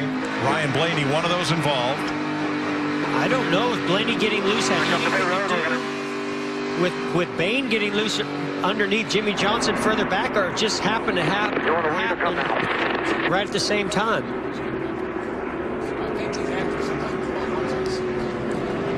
Oh boy, I don't think he's too happy with Bain. No, he's not as happy at all.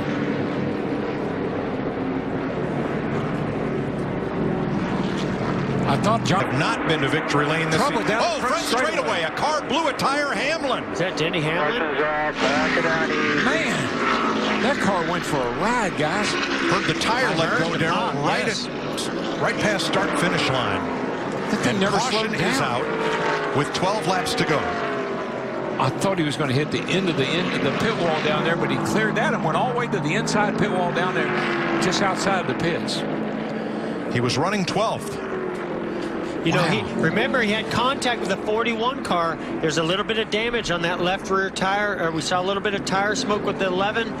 I wonder if they ever pulled that out, or I don't think they ever made it back to pit road actually to be able to even do that. So I wonder if that contributed to this. The 18 car's out of the race. Now the 11's out. It's coming. Right there. Here he comes. You can just see it go sideways. Left rear. Wow.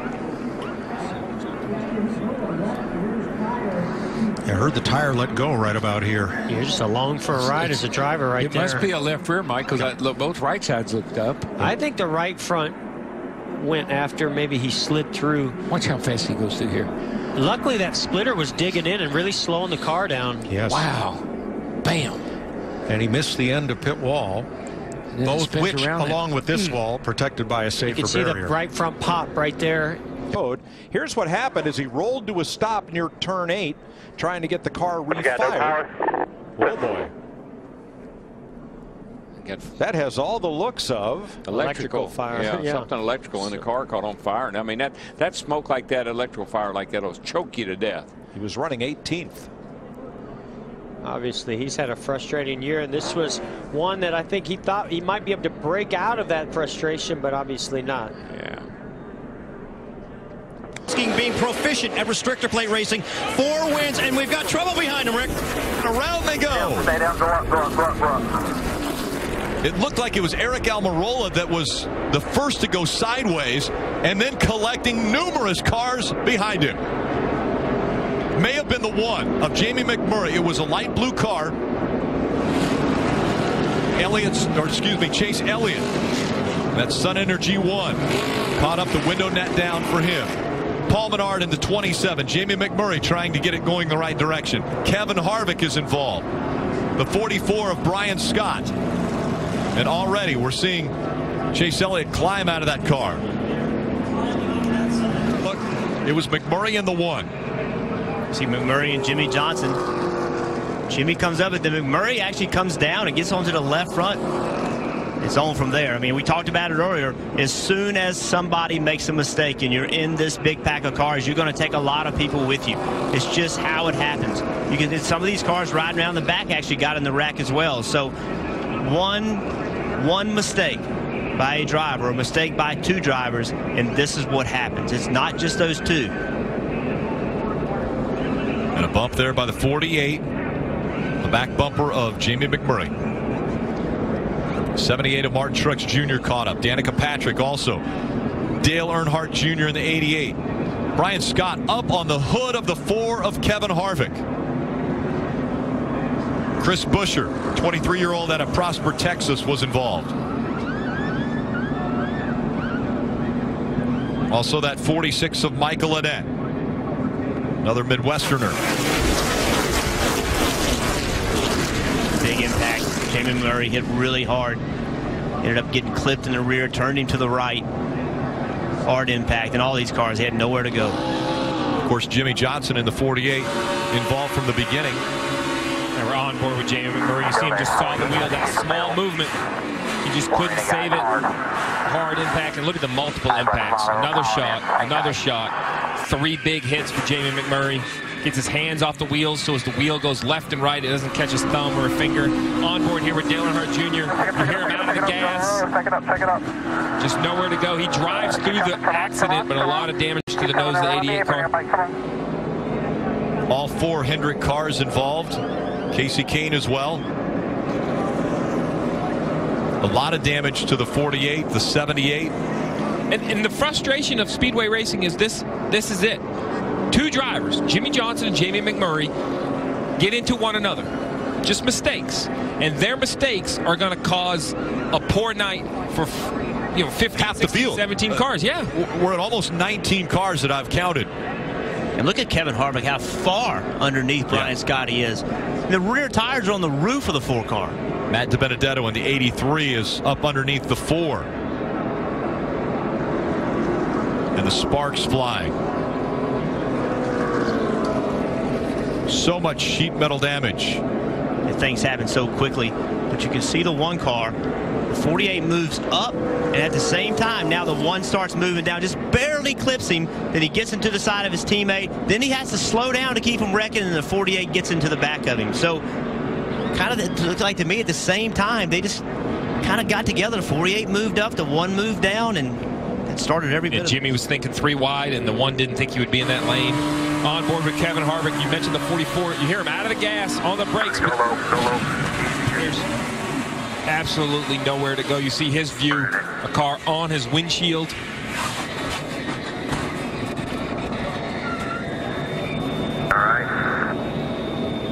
And that's how fast it happens. Look at the 34, how fast he's coming in there. 31. Yep, 31 also. Ryan Newman, he gets into the back of Greg Biffle. I mean, all these cars have significant damage. The 16 of Biffle, of all the cars that got hit significantly, he probably has the least amount of damage if it didn't damage the fuel cell. 20 of Kenseth. A lot of big names in this wreck. See Danica in it. She was a lap. She had just gotten lapped. There's the damage to the 4 of Kevin Harvick. The hood folded back. Not even a front end. And so go back and think about the pit stops. The pit stops put Kevin Harvick close enough to the front. We saw Kyle, his teammate Kurt Busch, he went ahead and raced to the front. Welcome back to the NASCAR Sprint Cup Series Coke 0400 powered by Coca-Cola. You saw it on NASCAR Nonstop. Tony Stewart involved in the most recent caution. 4. They did not need this as they were fighting for points. Just got loose. Collected the 13 and the 19 with damage. Yeah, I feel like he had to cut a tire, had to run over something as quickly as that car came around. There was some sort of a problem. Yeah, he had a tire go down, I'm sure. Probably ran over something. The 13 car, Casey Mears, having a great night with a chance to win, gets into it. Maybe not a lot of damage on the 13 or the 19. But plenty of damage on the 14 as we ride along. Watch Tony's hands. Watch his hands. Drives in the corner. He knows he has a problem right there. So, yeah, that was more than just being free on entry. He had some sort of a problem. You can see he knew it. He had to turn the wheel to the right. Then you saw the big correction. Certainly some sort of a mechanical issue or a tire down.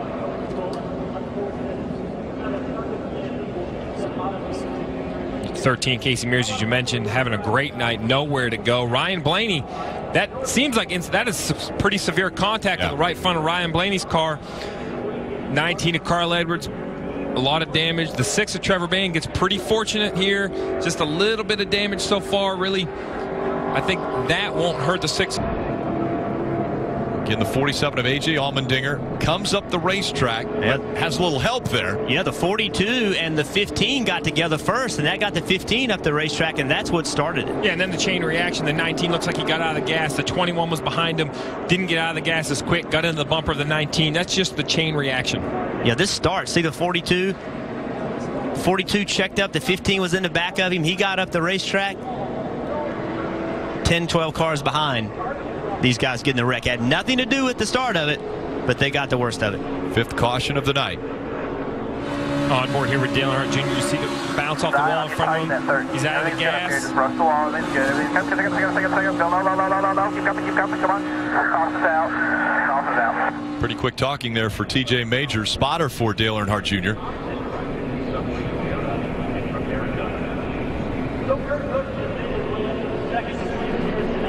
Oh, into the wall goes Alex Bowman. He was running in the top 8. Looks like left rear tires down, Mike. And that was it. It had left rear damage, a tire rub, and it had been going for some time. You may have seen some tire smoke just before that. The team was scrambling. They were ready to come down pit road just before he slammed the wall. Also, the 24 of Chase Elliott. We saw a little smoke coming out from Chase Elliott. May have been some contact on that restart. A lot of damage to the left. See the 88. Left rear tire smoking right here, coming off from turn 4 down the front stretch. The 24 is to his inside. You go down into turn 1, the 88 has a flat tire. Yep, you can already see it up there. against the wall, and when he has a flat tire, out of screen goes the 24, who I think also had a flat left front tire. And got into the wall as well hard. Yeah, they're back up here. You can beat this 24 on the outside. You say hi, say hi. Hold the brake here. Just hold the brake. Just hold the brake. Hold the brake. You roll now. Let it roll. Stay up high. You see the in-car, the 24 also has a flat tire. Right in front of you, backing down. What a big change of events, especially for the 24. You think about, we keep talking about this chase. This is the 3rd race in a row that these guys are going to end up with a bad finish. They had this huge lead. They were, they were high up in the chase grid, but those points are coming off. Yeah, the left rear of the 41. We saw the smoke. It's finally gone flat. He's going to try to make it to pit road here. 4 tires. Come on. We've been talking about restarts. As soon as here we go, the 2 and the 41. Exit in the corner. 22 comes up the racetrack, squeezes. 41 was way down. He wasn't near the wall. The 2 was expecting to be up by the wall. Contact, and ultimately that leads to the tire rub. Tire being cut. 41 in the wall. And that's racing. The 41 was turning left to try to get underneath the 1 car. The 2 didn't expect him to be there. They make contact, and then you see right here coming off from turn 2 down the backstretch. The left rear goes flat. Actually, conveniently for the 41 of Kurt Busch, it happened on the back straightaway, and then you see right here in the left front of the 2 also flat. A lot of tire smoke. Oh, and around goes the 42 of Kyle Larson. Contact was made. Where the guys be right here? Caution once again. Kyle Larson around, and he was helped around. There was contact made. Whoever was underneath you there, that's what turned you up into the wall. It just causes everybody to be really, really aggressive. Yeah, you see the 19 and the 31 make contact, which turns the 19 into the right rear of Casey Kane. He goes up the racetrack and catches the 42. These restarts are so crazy, Jeff. We're having a hard time going down the backstretch. It's a straightaway. A straightaway, and guys going the wrong way, like Kyle Larson. Happens quick. 31 and 19, contact made, then into the 5, 5 into the 42, and the 42 sits in the grass.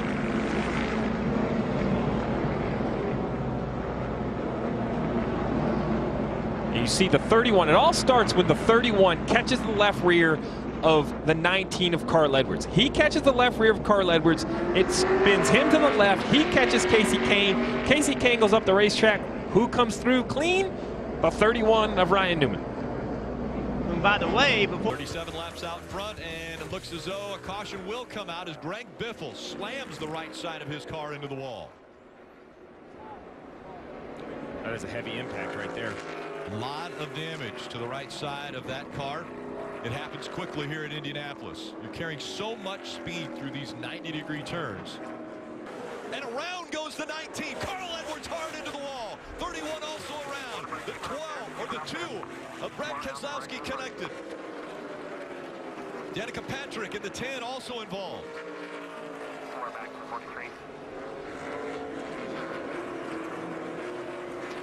Ryan Blaney, I believe the 21, may have been caught up. And Ryan Blaney, we had just praised Blaney as being in the top 16 in points, trying to get a playoff berth. You see Ryan Blaney take the steering wheel off. Safety crew immediately to him. Well, Jeff, you told us how crazy these restarts were going to be, and we saw it right here with under 10 to go. Very little give and take. Everyone trying to position themselves for that long. 19 and 30, 19 and 31 side by side. 19 just gets up the racetrack. I don't know if he got loose, got tight, got it to the side of 31, and behind that it's just on. You mentioned earlier that his car got really tight on the last restart. We saw him go off the racetrack. You wonder if it leads with the nose. It's hard to tell. Definitely gets into 31's left rear quarter panel. Nothing he could do. But how about Kevin Harvick? Hard right-hand turn, got by the spinning 31. That was a big hit for Carl Edwards. That was a hard hit. And also, about the 4 right behind the 19. Remember, when you get that close to another car, you're pulling the air off of that car. So you're taking a lot of downforce away from that car. You have a car on the outside of you, a car underneath, in front of you. All those things make your car very, very difficult to drive. And he already had trouble on the restart before. He said his car did not turn well at all. You take the aerodynamics away from the car, the downforce, and it drives worse. Watch the 4 car here. Yeah, we're on board with the 4 car. You're going to see.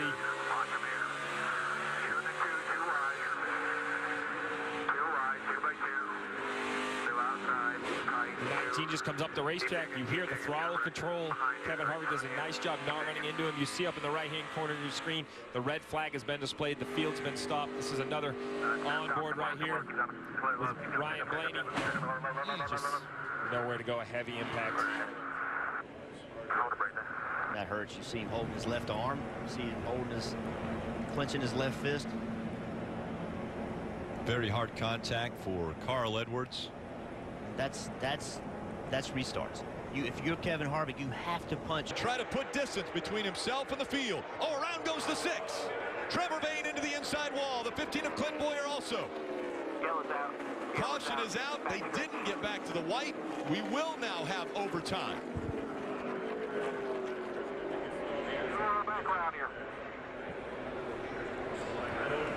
Another driver that was right on the cut line to get into the playoffs. Trevor Bayne in the 6. Free pass will go to the 34. So Chris Buescher will be back on the lead lap. And that will put 19 cars on the lead lap as we will attempt overtime for the first time. Take a look at what happened. This was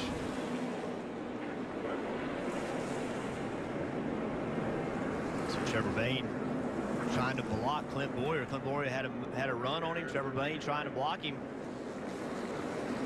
Not going well with either one of them. Yeah, I mean, I think at that point, I know they're racing hard, but with only 6 cars 1 lap down, both of these cars are 1 lap down. These are the decisions that Trevor Bayne has to make better decisions on. While I know he needs to block, but he runs the 15. You see all the way to the grass. Clint Boyer could get out of the gas, but why should he? He feels he's inside the 6. It's unfortunate for both of them, but to be real about this. Sponsored by Credit One. And around goes the 1 of Jamie McMurray. He'll slide back up the racetrack. Caution is out again. 44 of Brian Scott, the 3 of Austin Dillon involved.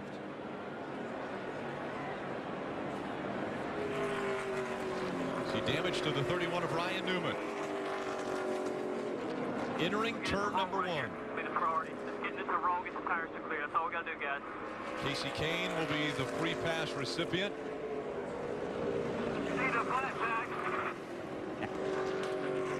And you see the damage, extensive damage to the left front, wheel not even turning. And as the 1 tries to make it back to pit road, you see him debris coming off that 1 car. That's going to add laps to this caution period. Well, here's the replay right here. Jamie McMurray in the high line, trying to accelerate. They're past the start finish line, looking to enter turn 1, and it just takes a hard left. I don't know if he thinks he was going to be clear in front of the 14, Jeff, but the 1 takes a hard left across the right front fender of Tony Stewart, sending the 1 down to the access road, really. Yeah, and I thought he was going to hit really hard right here. I thought he kind of got lucky, but as he comes across the racetrack, he gets in the side of the 31. Had the 31 not been there, he would have hit the wall much harder, in my opinion. So I thought he kind of went through there unscathed, but look at the left rear on the 1 car. I mean, I'm sure it's flat because he got into the 14, but as abruptly as he went, I agree with you. I think he was trying to get in front of the 14. He saw that hole, just misjudged it a little bit. Contact. You know, but you do have a point. Was it flat? Is that what made the 1 turn left? Or was the contact with the 14? Without a doubt, the left rear is flat. But was it the contact or the result? On board with the 14, this would be a great shot right here. He just saw the hole. He saw the hole and went for it. You know, we've been talking about it. You've got to find your way to the bottom. Right here, there's a hole. There's a gap behind the 24 car. He sees it. He goes into it. 14 coming. That's right at the braking zone, too. Okay? So that's what makes that very difficult to judge. It's right on the braking zone, and you don't know if the 14 is going to brake or not, you know, as far as where he lives. So the 1 of Jamie, he saw that hole. Paul Menard, smoking out of 78. Mark Truex Jr. into the wall. And the caution will come out. And you saw him spark into the corner. Spots, but that was great. And then we see going into the tunnel turn, you saw smoke coming out of the right front early. He had some sort of a problem for sure. The front end's down. Probably, I don't know if he ran over something, cut a tire. Just put right sides on. So, you know, obviously, you don't know. After a pit stop, perhaps you ran over a piece, or maybe the tire changer could hit. Under caution, welcome back to NASCAR Sprint Cup Series racing from Pocono. This telecast being presented by Mobil 1. We ride along. Not the route that Eric Almirola wanted to be taking as we've completed 66 laps. Take a look at what happens between Jeb Burton on the outside and Eric Almirola as they exit turn 3. Yeah, the 43's passing the 32, and it looks to me like the 43 just expects the 32 to give him the lane. The 32 doesn't. He stays in the gas on the corner exit. The 43 makes contact and heavy damage. Kevin Harvick, and remember earlier in the race, Kevin Harvick restarted 15th, ran his way all the way sideways and into the wall goes Joey Logano. The 24 of Chase Elliott up into him. The caution comes out. Chase Elliott on the bubble as far as getting into the chase. An aggressive move, gets into the side of the 22, and up to the wall they go.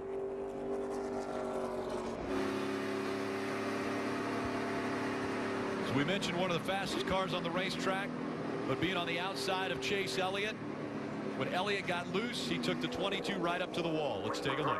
22 right there. Let's take a look. They're 3 wide here. Newman, Logano, and Denny Hamlin entering, trying to go towards the tunnel. We see the 24 also trying to fill that gap, entering the tunnel turn, Jeff.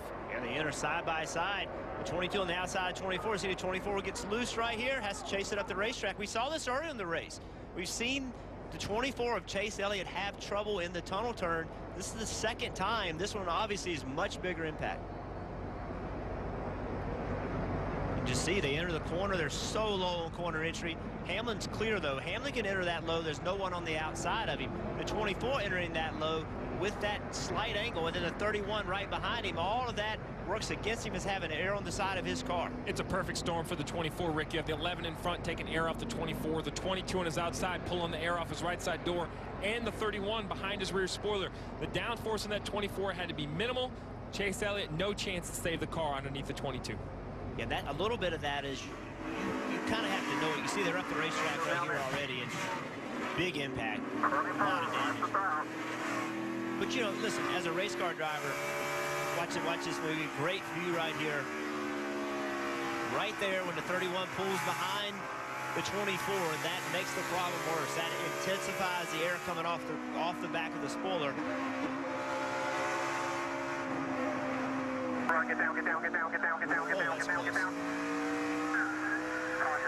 And Rick, we've talked about this. 22, he has wins. He's in the chase. But the 24, that's a hard hit for Joe Logano there. But the 24. They're starting to enter. Yeah, they're starting to enter. You see Casey Mears and Austin Dillon side by side. Jeff comes in and gets into the back of the 3 car. I think just what happened there was Austin was trying to make sure he wasn't in a wreck, that he wanted to slow down, because getting into the inner loop is very, very difficult. I think Austin got slowed down much more than Jeff Gordon thought he was going to get slowed down, and Jeff just misjudged it and got into the back of the 3 Austin. So Austin trying to be conservative and make the 18 of Kobalt. Oh, big contact. Came across the barrier, the 16 of Biffle involved. As is the 17 of Ricky Stenhouse Jr. Austin Dillon included in this as well.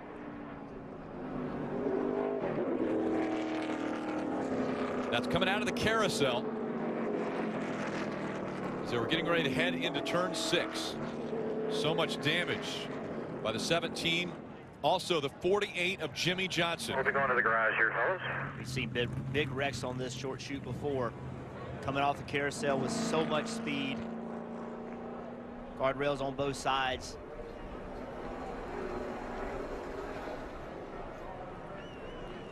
Cars stopped. Take another look at what happened.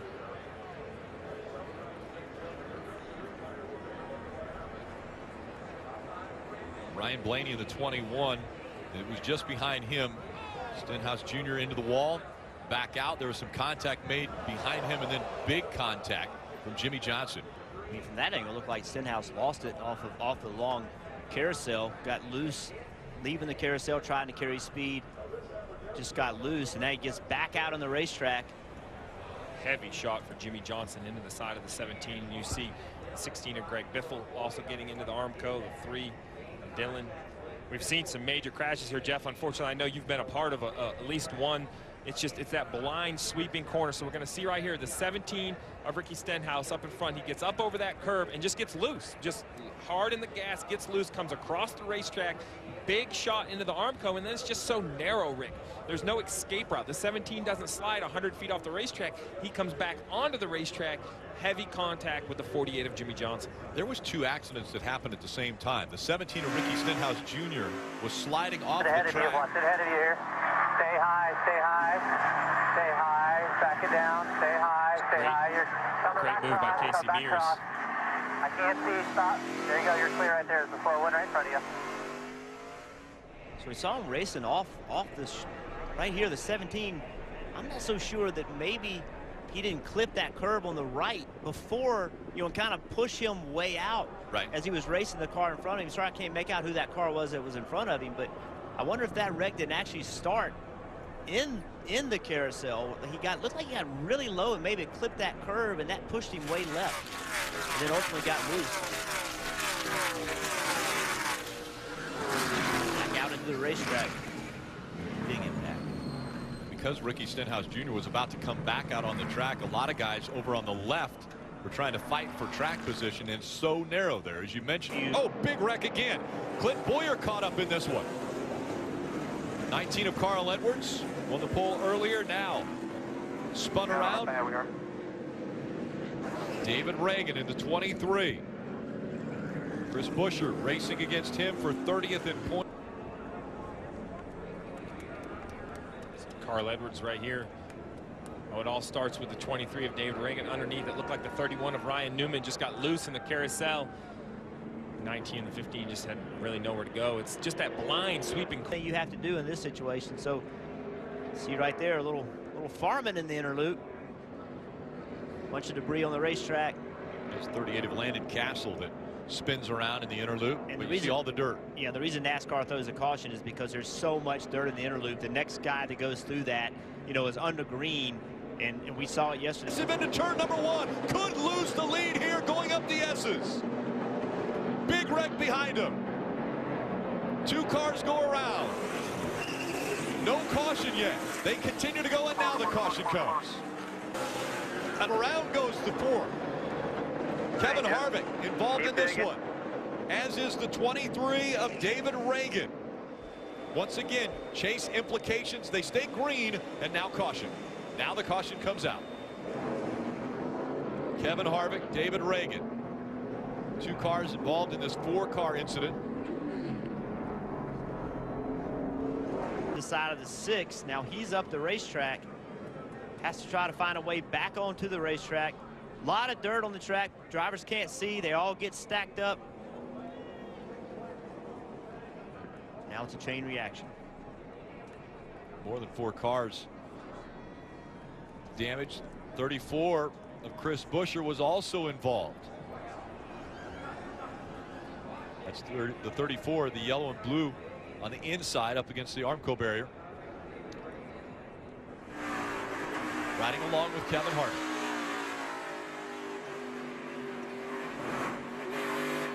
I'm clear right there. 605 to the 44, 1 back. 777, 27 foot of smoke here. The red flag now out. Big contact there again. Yeah, Junior's going to be aggressive. Denny Hamlin out front. Aggressive goes around. That's right. Martin Truex Jr. spins. Denny Hamlin will win at the Glen. Hard into the wall. Martin Truex Jr. trying to be aggressive through 7. Around he went. Denny Hamlin wins. Debris off, as you mentioned, you see here, he goes up the racetrack, and I thought he was just trying that high line, a little unsuccessful in the low line, but the car really snaps on exit. Yeah, got really free. Now right here, he does a nice job of not making really any contact with the wall, but he got so high that he did get that rubber on his tires. He was running 3rd, and this move took him all the way back to 16th. So this track right now is fast, and you have to attack. And when you attack, if the car gets away from you, it gets away from you before you even know you're loose, and that's what happened with Jeff Gordon. So, and around goes Kyle Larson in the 42. He goes sideways, caution comes out. What a save by the 42 to not hit anything, to not overcorrect or get into that inside wall. And really not lose the spot. I mean, may have lost one spot. Probably gonna need 4. Yes. Yes. They lost more than one spot for sure, but he's running 4th, and it looks like the 41 of Kurt Busch gets right into the back of that 42. Look at this. And the 22 gets into the back of the 41. As Kurt was checking up, Joey Logano got into the back bumper. How did he not spin? Pretty impressive car control, isn't it, Jeff? So you see the 42. This is the second race in a row that Kyle Busch has been running 4th and has spun out of that position. I don't know if the 42 checked up or if he was just kind of checking up to turn down the hill to get a run off the corner. But either way, the 41 just doesn't get it timed right, makes contact with the bumper of the 42. And I'm with you. I mean, it's just, that's not luck. That's what I want to try to explain. Kyle Work behind the wall, getting ready to bring the 18 in, perhaps to do service on it behind the wall at the right opportunity. Something broke there. Yeah, he went sideways and it's broke, and now the caution's going to come out for the 18. Contact as well. Well, Larson in it. Kyle Larson's in it. Kyle Larson got caught up in it. The 46. Justin Allgaier, Martin Truex Jr. involved. That's what we've talked about, how quick it happens. The 18 spun by himself, but these other cars, as they're entering the corner so fast, you can't see around the corner. As you mentioned, Jeff, makes heavy contact with the 18. Kyle Busch was running in 2nd position. Coming at you guys. Martin Truex Jr. was 3rd, got caught up in it. You see the damage to the 78. The 18 car, as he entered the corner, right there, see the left rear tire smoking. Left rear quarter panel is damaged. I wonder if something broke in the rear suspension. It was, he talked about the car driving bad and strange. I wonder if something in the trailer arm or something in the track bar mount, something broke in the back of the car, I assume. Yeah, and then the 46 comes into the picture, committed to the bottom, it appears, and he makes contact with the 18. But I think he hit it dead on. If you look at the rear end housing in the 18 car, it's pointing really the wrong direction, not straight forward. The 46, he decided to go right, needed to stick with the position or the plan to go left. He was on the apron. Yeah. And Martin Truex. Big wrong hit. Place. Wonder how much damage is on the 42 of Larson. We keep talking about him having to have good races and have a win. And I wonder if this is going to take that opportunity away from him. Well, you talked about the 31 having trouble. Kyle Larson had taken that points advantage all the way down to 12 to get in front of him in the chase standings to the 16th spot. And he didn't do anything wrong, right? I mean, that's Bristol. You can get in a wreck you had nothing to do with. You see Kyle Busch's obvious disappointment. Good car, really. Brad Keselowski was able to get by. Oh, and sideways goes the 41. Contact with the 2 of Brad Keselowski. Caution comes out. The 21 also involved. Inside. Hold tight here. Looked like the 41 of Kurt Busch got really loose off. Kyle Larson also a lot of damage, as well as Brian Scott in the 44. See all the damage to Ryan Blaney in that 21. Look at the fluid come out. Direct in front of us, and they all checked up, came up in front of us. Yeah, just blew out of it. I think we're done. And this looks interesting. I don't think there's anything Brad could have done there. No. Get a replay of it, but it looked like to me Kurt just got really loose off of turn 2. So loose that I almost thought he had a problem, but get a replay and get a better view of it. I think the drive shaft is blown out of. Sounded like Kurt Busch there talking as we're watching Brad Keselowski work his way back, taking a little look at what happened. You see right there a big wiggle from the 41, just very loose, and now these guys behind him, there's nothing they could do. No. All of them, obviously the right side tires are up. I just think he got loose. Yeah, and then Brad Keselowski had nowhere to go. The rest of the cars just, you know he's coming back up towards the racetrack. So as they try to get slowed down, they just continue to make contact with one another. Chase Elliott, not sure if he has front end damage or not, but he was very close. We see the 41 sliding there and the 2 just slamming into the driver's side door. That view right there showed how close it was for Joey Logano, barely squeaking by with the right side of his race car. 48 and Jimmy Johnson just getting by. Jeff Gordon cleared it down low. for the run. Caution's out, back it down, right. Go to the apron here if you can. All the way to the apron. And now we know that Matt Kenseth also heavily involved. Right along with Kevin. Whatever you want. One back, 4 by 4. Caution. It always amazes me. You heard Kevin Harvick get out of the gas, saw the accident happen, but then has enough just talent, really, talent and sense to get back in the gas. Look at Jimmy Johnson for a big slide here. But, you know, enough talent to get back into the gas to drive through the wreck before they have a chance to get up and get him. With the 24, Jeff, you were mentioning, it looks like some heavy damage to the hood and the nose. It'll be interesting to see if there's any damage to the cooling system. That's right up there in that area.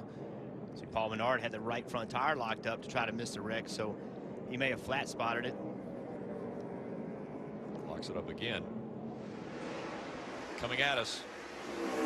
Look how fast everything happens. So right along with Blaney. Watch how quick this happens. 6 for the run. Caution's out, back it down, right. Go to the apron here if you can. People ask, why is it so easy to get in a wreck in Bristol? There you go. What could Ryan Blaney have done different? Absolutely nothing he could have done. Denny Hamlin, hard on the brakes. So Brian Scott sliding in there late to the left in the 44. Dave. That will be that for Caution is out again. And I think it's the same situation as before. Somebody's trying to get on pit road and they lose control up in turn 3, trying to get it under 4, quad and on pit road. And we saw it yesterday. Even the guy that won the race spun out there. Yeah, now we're going to look at a replay here. Looks like a little contact there that Brian Scott got a little help in the left rear. Not sure exactly who that is coming at us. Bit of a drop kick. Yeah, it looked like it could have possibly been the 38 car maybe. So it wasn't getting on pit road. It was up on the track itself, up on the banking. Yeah, they were coming through turns 1 and 2. Well, we'll be back with more of the action, and we mean action. And it's beginning to bubble here on this 1.366 mile track. Oh, last week. Oh, it was big hit for Brian Scott in the 44. The caution comes out again. Brian had issues getting out of turn 2 earlier. Up when I was trying to let him go inside of him, so he just wrecked us on the straightaway. Great opportunity for Brad Keselowski, who was the first car scored a lap down. Since we saw, it seemed like Brian Scott and the 13 got together. We'll see, right? This is exiting turn 2. Gets really narrow right there. You see Tony Stewart get loose. Might make contact with the left rear of Brian Scott. It's hard to see. Well, he did right there. Well, he definitely made contact with the 44 right there. Wow. No question about that. Yeah, I don't know if Tony was mad because he came off the corner side by side, or if he's going to say he misjudged that, but it looks like Tony was the best of the points as the 48 goes around. Jimmy Johnson spinning and bringing out the caution. And a big thing with that coming out, Ryan Newman was the first car lap down, so that's going to let him get back in the lead lap. The 48, we talked all weekend. We thought this 48 about his race car. Got behind with that pit road penalty for body modifications. This is coming off turn 4, just flat, loses the race. You want to know how difficult Darlington is? That's a 6-time champion right there that just lost his race car underneath Carl Edwards. A 3-time winner of the races here at Darlington. He was running 19th, second car that was 1 lap down, so fighting to try to get back on the lead lap. And some damage to the 48s. Yeah, you can see he's on the apron. Look how far he's on the apron. So as he starts to get back on the racetrack, and we see cars using the apron all night long, but that transition of no banking to grab him up on the banking, it's easy for a car to get loose, and you saw how quickly the car came around. And really, this is 2 weeks in a row. You know, we've documented that the Hendrick Motorsports cars haven't been as fast as they've wanted to be. But at Michigan a week ago, this 48 had speed, had a pit road issue. Today, or really all weekend at Darlington, this 48 has seemed to have had some speed, but they had a pit road penalty for body modification. So it seems like they found a little speed in their car. So he was almost stopped at the high part of the turns in 3 and 4, up into the wall there. It's in the wall right here. And look at Matt Kenseth coming. Oh, that's not Matt Kenseth. I'm sorry. All these paint schemes. Exactly. Josh Wise probably in the orange car that went 16 of Greg Biffle that got into the wall. You see the damage to the right side of that car. Heavy damage to the right side. That's a little heavier than a Darlington stripe. You know what to do, or is it 34 goodbye? Now 34 was about front bias there, depending on the last. It matters if you were the lucky dog as hard as you hit the wall with steer right here. That's a big moment. Real loose into the corner. Heavy damage. You see how much of that deck lid is broken loose and moved to the left. That's going to take some heavy repairs, Rick. The other rule, though, that comes into play is if you bring out the caution, you're not eligible for the lucky dog. So even though he was asking if he was in front, Clear low, come on, low, come on. he was the reason for the caution to come out. So he would not be eligible for that. Coming off of turn number 2, the 47 of A.J. Allmendinger into the wall. Don't see any damage on the left side. Well, the right side's pretty damaged. Well, I don't know. I think it might be flat tires. It's hard to say. As many times as they hit the wall at Darlington. He said he didn't hit anything, but didn't hit anything that time, maybe. Yeah, at some point in time. 21. Just a little bit of contact. Oh, the 21 got in the wall. Yep. That's just a tough place. We talked about just a while ago, we saw Kevin Harvick not make a pass when perhaps he could have. That's why. That's how narrow the exit of that corner is. That's why he was able to make that decision. These two guys back here racing for position were not able to use that discretion that Kevin Harvick was able to use. And with this caution coming out, does that benefit the two guys who stayed up front early in this run? Well, we had one winner and one loser. As you take one more look at the crash right there, the 41 of Kurt Busch couldn't keep his track position. He fell back to 17th. But the 20 of Matt Kenseth was 14th before the caution, 7th now with this yellow. Another incident coming out of turn 2, and this time it's Kurt Busch in the 41.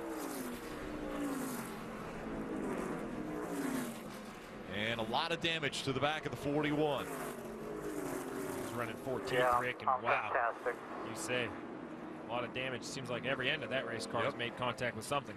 I think Paul Menard was in it as well. I thought I saw him driving away from the incident slow. Well, remember, Paul Menard had the smoke coming out from behind that 27 because of tire rub, they thought.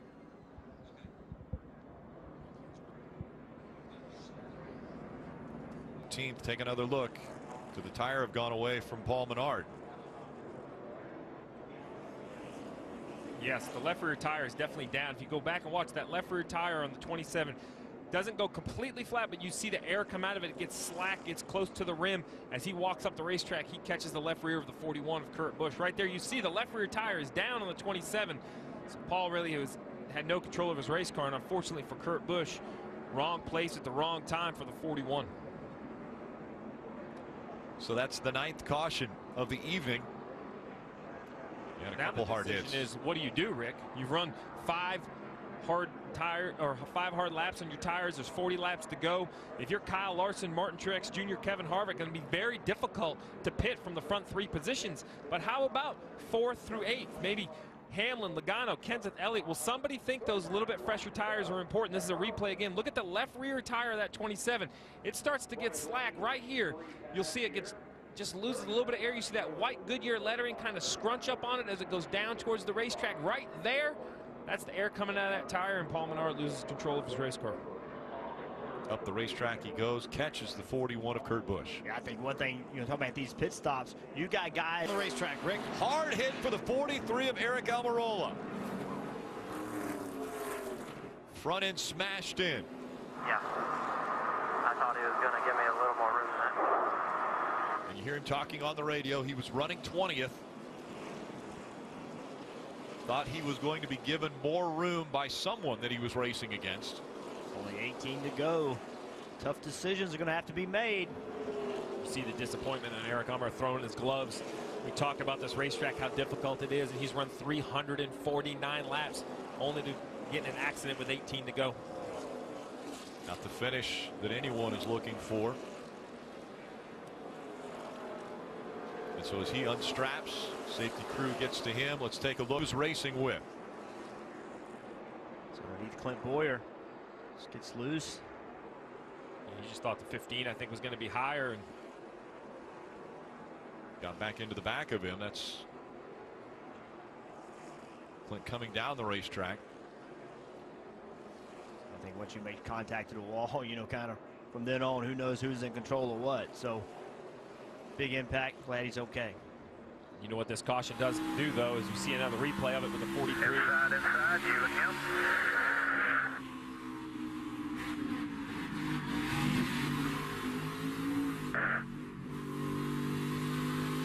All clear. All clear. I'll tell you what it does. It puts us in position to who's going to come to pit road now. Well, they're all going to come, Rick. I think it just goes right back to the pit stops again, right back to the pit crews with 16 laps on their tires. All the leaders will be coming to pit road, and here they turn off the bank, and in 3 and 4, they're entering the pit road. Scott spins coming off of turn number 4, right in front of pit road, and that will bring out the caution for the second time. Martin Truex Jr. in the free pass position will get back on the lead lap. You just mentioned it, Steve, that call that Cole Pern made to have him pit very close from the 48, not try to stay out and try to get that caution, that has put them in the position to get this pass. Just to the right of your screen. Is way up against the wall. Car comes around right in the middle of the corner. Spins it out. Luckily, nobody was right behind him. And I tell you, with something else, this helped. You know, this spin by the 44 car, that helped Tony Stewart. Tony Stewart was very close to getting lapped by Jimmy Johnson. Saved Tony Stewart. And now with pit road opening, we only have run 17 laps. So I do expect to see every car on pit road. We have a caution. Caution comes out, and it's for the 95. Michael McDowell's right front blows, and the right front fender completely comes off. And that first victory just became even more difficult to get. So now we're going to have decisions to make by the teams. Do I pit? Do I not pit? Chase Elliott's going to have that right restart. This is going to be a tough decision because when you're the leader, Steve, there's so many people on the track that have so much that they need to. Pit road. Take a look at what happened. Oh, obviously, right front tire failure. And we saw this in the Xfinity race. And this is a product of very limited practice time, not really getting an understanding of where you are on your cambers. And if you exceed your cambers here, it's very hard on the inside edge of the tire, and the tire will fail. So limited practice having in my opinion, limited practice really affecting what the teams knew about the cars. And that's safe for Barry.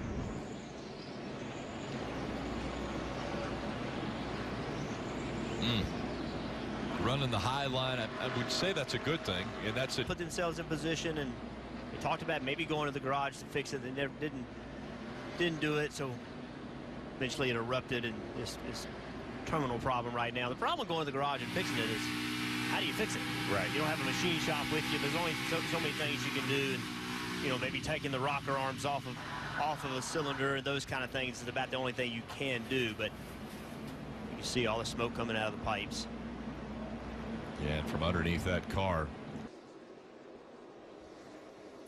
Moments ago, the second caution has come out at Charlotte Motor Speedway. The 88. Alex Bowman subbing for Dick gets into the wall and collects the 13 with Casey Mears with him. Take a look.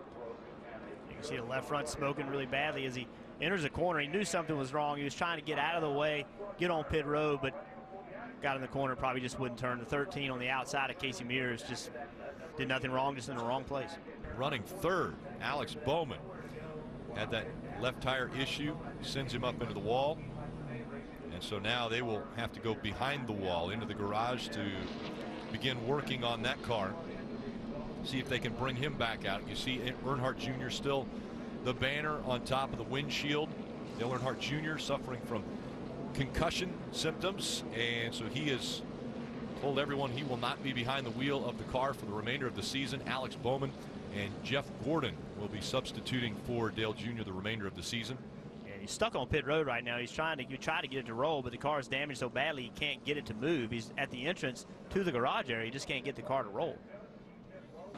Kenseth, after starting in the back twice, looks as though smoke rolling out from underneath the 22, and the caution has come out. 22 hit the wall. After winning this race last year, up into the wall he goes. Looks like he might have had a tire issue. Yeah, that's what we talked about. Steve just mentioned it. You're better off pitting early than waiting. I know it's a gamble. See right here, the tire's down. Nothing he can do. Have the wheel turn. The tire went down.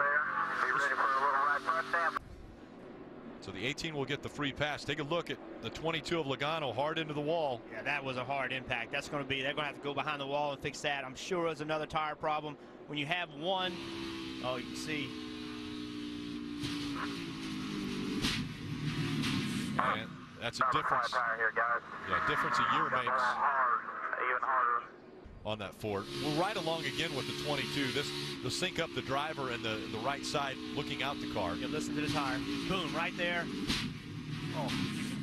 And And that's how hard of a hit that was. Oh, you can see Joe Logano, he leaned all hard. That's the 47 of A.J. Allmendinger. For sure. Might not even be able to get back.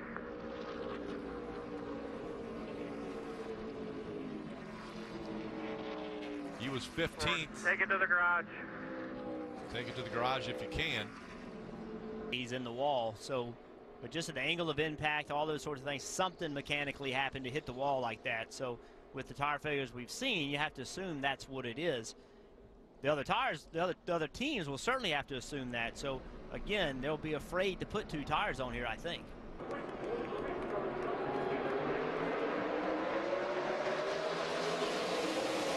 Oh, and he gets bumped from behind by the 78. Around goes the 3 on the restart. The 24 of Chase Elliott also around. Hard contact by Austin Dillon.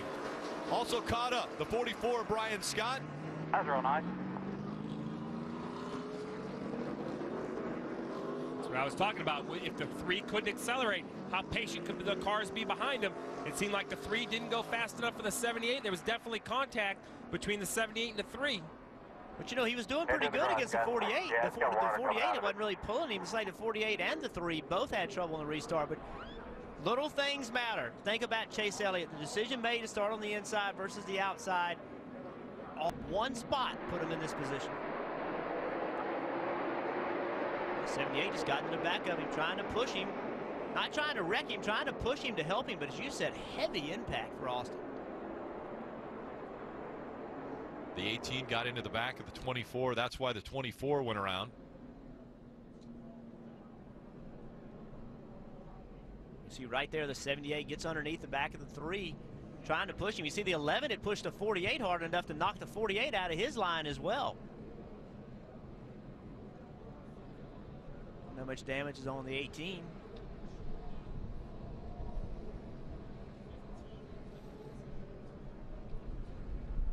And again, the 3 of Austin Dillon, a chase driver.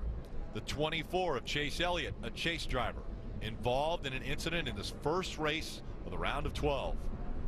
And that 24 had led 103 laps today. And you talked about it, Jeff. You went through all of it as you see a big impact in the safer barrier by the 3 of Austin Dillon. And that's new safer barrier that was added for this race. But you had mentioned it. The decision by the 24 for that split second leaving pit road to breathe the gas just a little bit allowed the 78 to go by, and the 11 moved him inside row. Let's ride along with Martin Truex Jr. in the 78. That's my point through that you want. Come on, keep digging, keep digging, keep digging. Caution's out. You have to wonder if, here it is for the 24. See the contact there, he lifts, just collected from behind. We're spinning in the wall. Took his hand off the steering wheel, smart move. See those impacts, you know, that's on a restart. They're not even up to speed yet. So think about, you know, how big that impact is, how hard these race cars hit. You hear drivers, you hear people talk about, you know, these cars are safe today. Let me tell you something, you hit that, see what it feels like. 3,400-pound race car slamming into the wall. Look at the 3 car, this impact. Yeah, big hit. Huge. You have to wonder, watching that restart, if when Martin Truex got there, that was the time that the 3 was shifting. You know, he was going from one gear to the next, and that slowed him up just that little bit. Because if you watch the 78, that's what he was doing. He had just shifted prior to getting to the 3. I wonder if that little bit of lag, not that Austin did anything wrong, but that little bit of lag of going from one gear to the next, the timing of that is what caused this wreck. I was thinking the exact same thing, Jeff, because when we were on board with the 78, the timing of it was too perfect, and the 78 didn't really even make contact. It's like he got to the rear bumper of the 3 at the same time that the 3, I won't say checked up. I don't think he checked up, but he stopped accelerating. So let's go back on board with the 78 right here. Watch when he shifts. It's exactly the same time he shifts. So if the 3 is, you know, a half a count behind in his shifting, the 78 gets into his bumper just when he gets out of the gas. Yeah, watch on these in cars, just the way these. It's an engine off turn 4, running in the 2nd position, Rick. Unbelievable bad luck for the chasers today, and this one now it looks as though it's claimed Denny Hamlin in the 11. Hamlin. Yeah, and the warning. No warning. So now a driver who a year ago finished second in this race, second at Kansas, and then had an issue with the roof flap. It starts off the round of 12 with bad luck. This is emotionally the most difficult thing for a race team, for a driver, for a crew chief, to go out, have a good car running inside the top 3. A mechanical failure like this, you know these same engines are what got you into the chase, but you see a huge plume of smoke out of the back of the 11. That's usually a catastrophic failure, in my opinion. I don't believe we're going to see any sort of repair there. You hear, just listen to the engine. Right there. Ready to accelerate, just absolutely nothing's happening. So the only thing that good, you want to take advantage of it, but their chase is not over because there's other people that have had problems as well. Yeah, this changes the whole. Now there's 5 chasers. 4 of them are only ones that are going to be eliminated. So now one of these 5 that had trouble at Charlotte are going to move on with 2 races still to go in the round of 12. What an unfortunate day for quite a few drivers. Rick, now it comes down to pit stops. We've talked about this with 25 laps to go. When pit road opens, all the leaders will be on. You see the 43 up top here behind his teammate in the 44. So he got into the back of the 44 and slowed down a little bit. Then the 23 behind him did not anticipate. You know, David Reagan behind him just didn't anticipate him slowing down that much. Look how much damage to the 23 as well. Both of those cars, big damage. Yeah, it looked like David Reagan maybe lost the front end a little bit and went up the racetrack as well. And you see all the debris coming off the 43, and NASCAR has no choice but to put your caution out. So you see right here a little bit in real time how they kind of accordion. It seemed like the 43 checked up instead of going underneath the 44, and the 23 didn't have time to check up or didn't realize he was going to be off the pace and just made heavy contact. The highs of highs, and the 2 goes around. Brad Keselowski, a lot of damage to the front end of that car.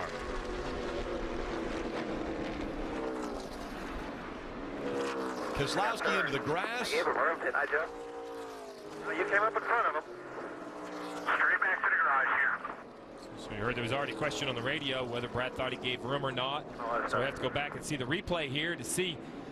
We saw this yesterday. Agree with this a couple times. Here he is passing the 11 to Denny Hamlin.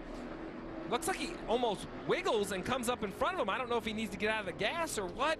And the 11 just basically makes contact. But I can't believe Denny just ran into him on purpose. We're going to have to see that look a few more times. Well, you heard the spotter. He said, did I give him room? And he said, well, you came up in front of him. Right there, he got loose, slowed his momentum down. The 11 was coming, and that's why the problem. Keselowski thought he was clear, but when he was moving up the racetrack, he wasn't anticipating getting loose like that. He got crazy loose, had to lift off the throttle, I would imagine.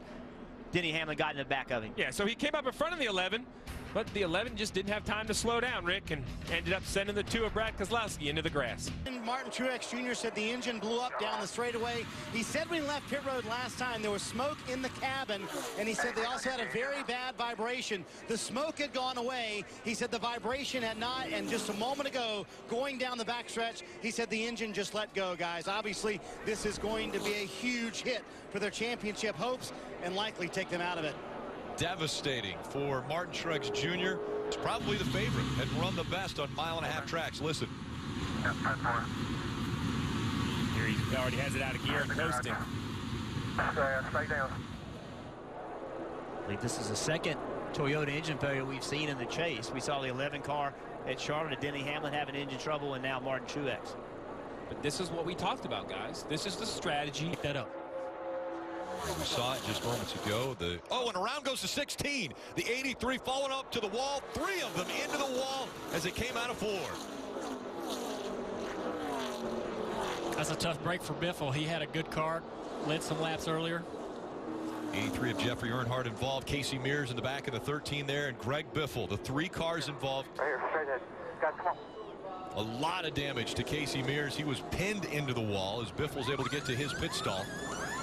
Off, or in the middle of 4 right here, you see Biffle's at the top of the racetrack, and he's kind of down half a lane. Jeffrey Earnhardt's in the middle, gets in the left rear quarter panel, sends a 16 spinning, collects the 13 of Casey Mears. As we talked all week long, the 13 of Casey Mears not doing anything wrong. They crash and come right in front of him. It almost looked like the 16 maybe was going to think about going with Buescher. He wasn't all the way up against the wall. Saw Buescher in the middle lane, maybe going to go there. Earnhardt thought he was going to go to the top of the racetrack, and he wasn't there, and he got into him. You see right here, the 13 had nothing to do with it. He was just the wrong place, wrong time. And get squeezed into the wall. Yeah. Safer barrier all along that wall right there. Yeah, we have the side mirrors on the driver's side A-post, and Biffle, I mean, I'm sure all these cars have them, and Biffle has to see the 83 car in the middle lane, and the 83 also has to see Biffle coming down and be able to understand what's getting ready to happen and come out of the gas a little bit. As far as spotters go, though, that's probably the most difficult because they're coming right at them, coming out of turn number 4. It's dropped down. He's starting to smoke. This could be it for the 2 and Brad Keselowski. Saw fire underneath the car. The 2 has definitely expired an engine. So did it overheat? Did they not get that done soon enough? Was the oil temp too high? We don't know, but that is a consideration. Third caution has come out now. Another Chase driver looks to have ended his day with an engine failure. Sorry about that.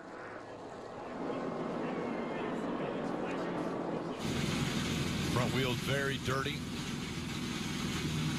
And that doesn't sound good at all as he takes the hard left turn back into the garage. Water temperature and oil temperature. And then he has to make the hard left. And you see the debris off the grill, but it's too late. To Jeff's point, when you elevate those temperatures, these engines are designed to run in a specific window of temperature at the edge, creating the most power possible. You know, a good to bad restrictor plate engine is 2 or 3 horsepower. They don't have a big window of room. As we ride on board, you're going to hear this engine start to lay down, going down the backstretch. He reaches over, turns, I bet the fan on. I got it. 10-4, Blaine is good as well. Time behind you, lined up 22-24. They're all going to tag, all going to stack. He's here. You see the smoke. He shuts the car off. So what I was saying, you know, there isn't a window of operation. So he's got to find a way to get the move. Oh, big move there. That was the 38, and luckily Landon Castle catches it. That was a great save. 38, they're coming off the corner, and you see right here, he's in the middle. He decides to go up top, and then he tries to come back, and the 23 has filled that spot. He catches the 23's front bumper and shoots right across in front of the 42 of Larson, but somehow saves it.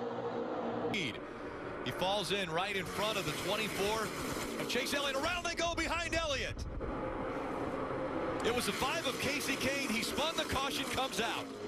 They were just behind the 24 of Chase Elliott. Oh, and that's going to create a situation where we're going to drop the green flag with maybe 3 or 4 to go. Flat tires. That never works out well. Incredible that pretty good. it was only the 5 of Casey Kane. Let's take a look at what happened.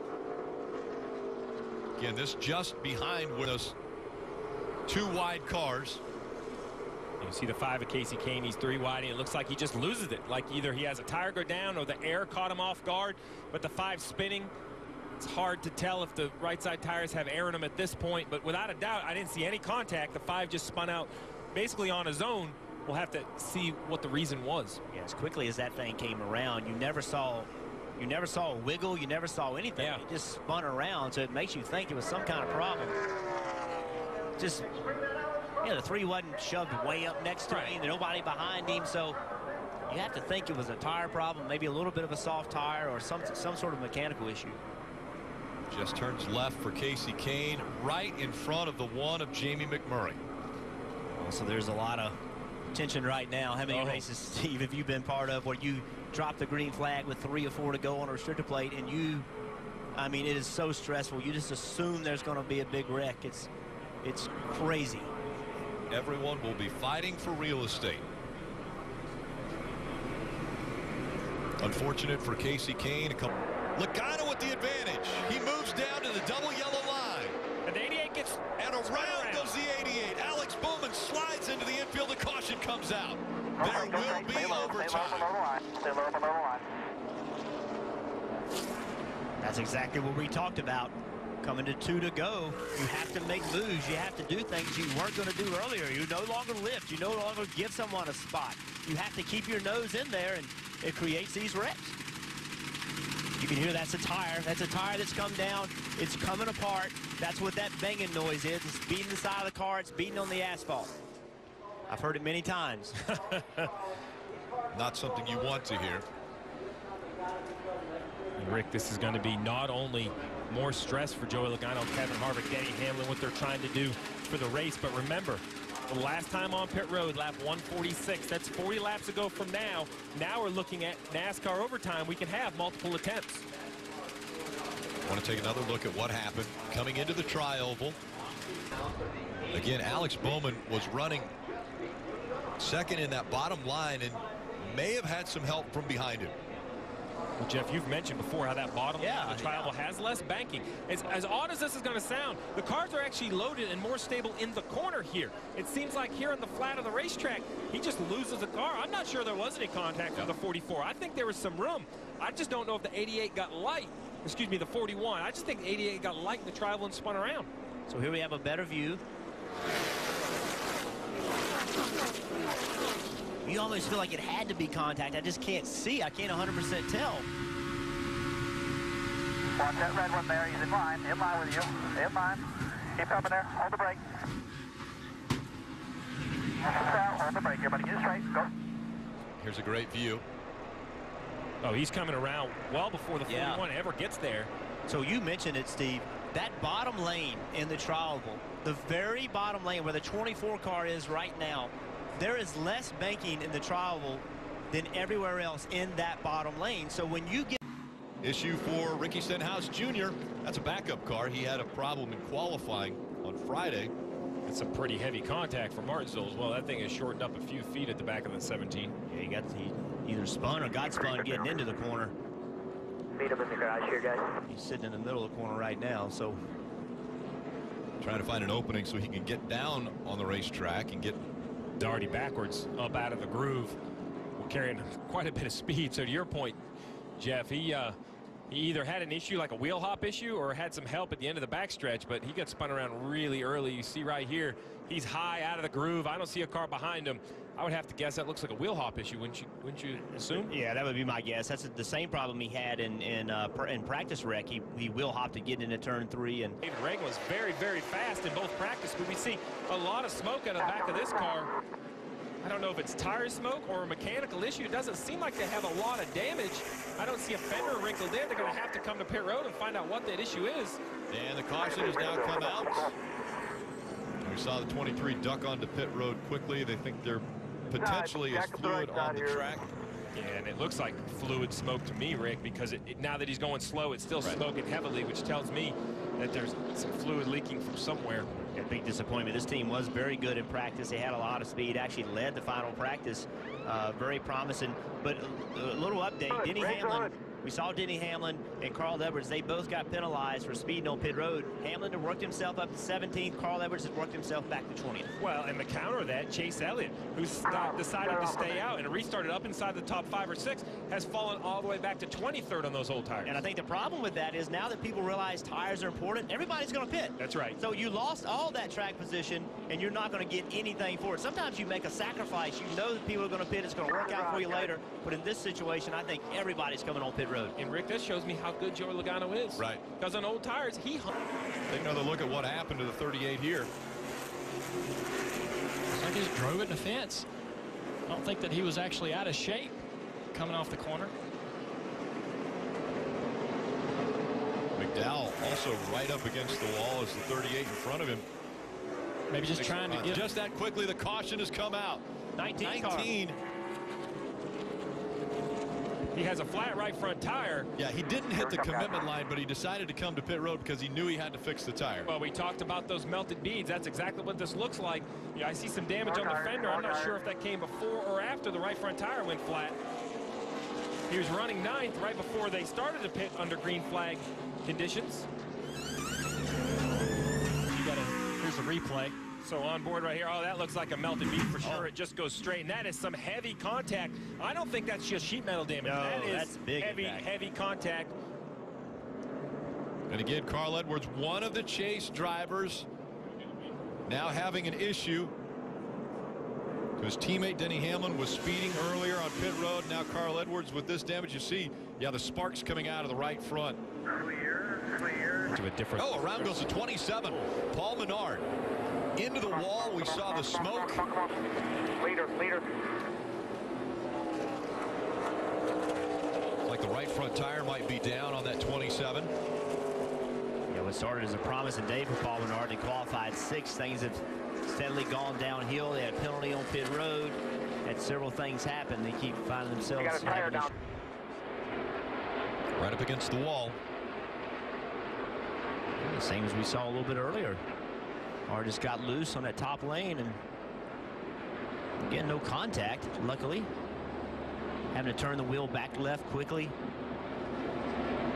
The left front tire goes flat with the slide, and that's where you see the sparks, the splitters on the ground. So right here, see the wheels turn to the right. If he hadn't turned the wheels back to the left quickly, he would have gone up and hit the outside wall. So even though Paul got the car spinning, he did a nice job not to overcut. Car advantage over second place and into the wall. Hard hit by the 3 of Austin Dillon. Sliding through the 13. Casey Mears gets into the back of the 44 of Brian Scott. That was a very hard hit by the 3 of Austin Dillon, though, as he came out of turn 4. We see the front end totaled on Casey Mears, number 13.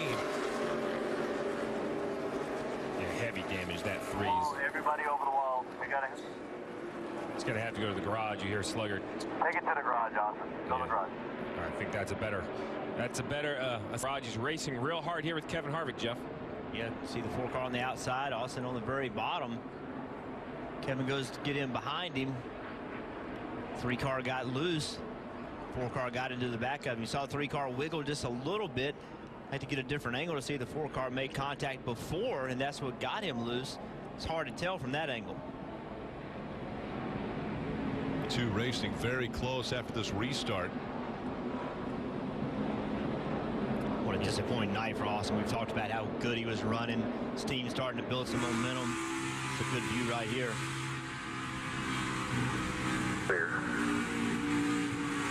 You can hear right there, even Kevin Harvick wasn't hard back into the gas. So without a doubt there was contact. He got into the back of the 3. I don't believe it was on purpose. It seems like the 3 slid up in front of him.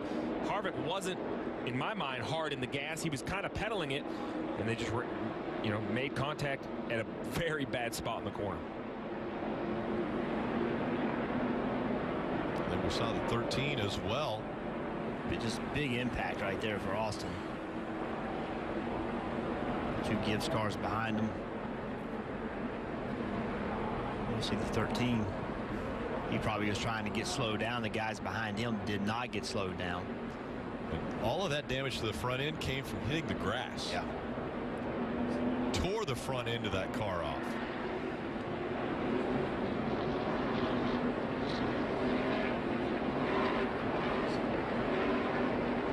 Right behind all that wreck, Kyle Busch, he's done a really good job of working himself up. Just a little bit ago, we talked about him almost being a lap down.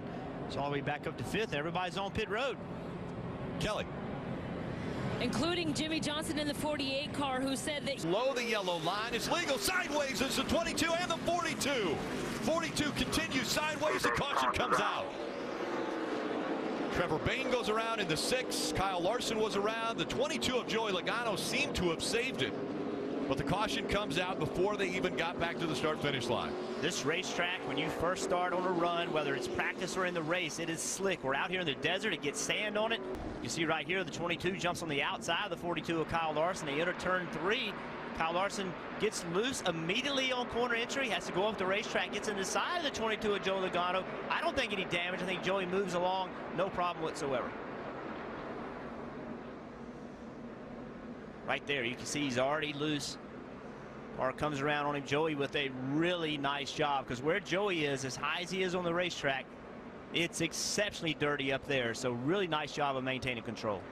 22-4-11. All Chase drivers trying to make it into the championship 4. Look how close it was.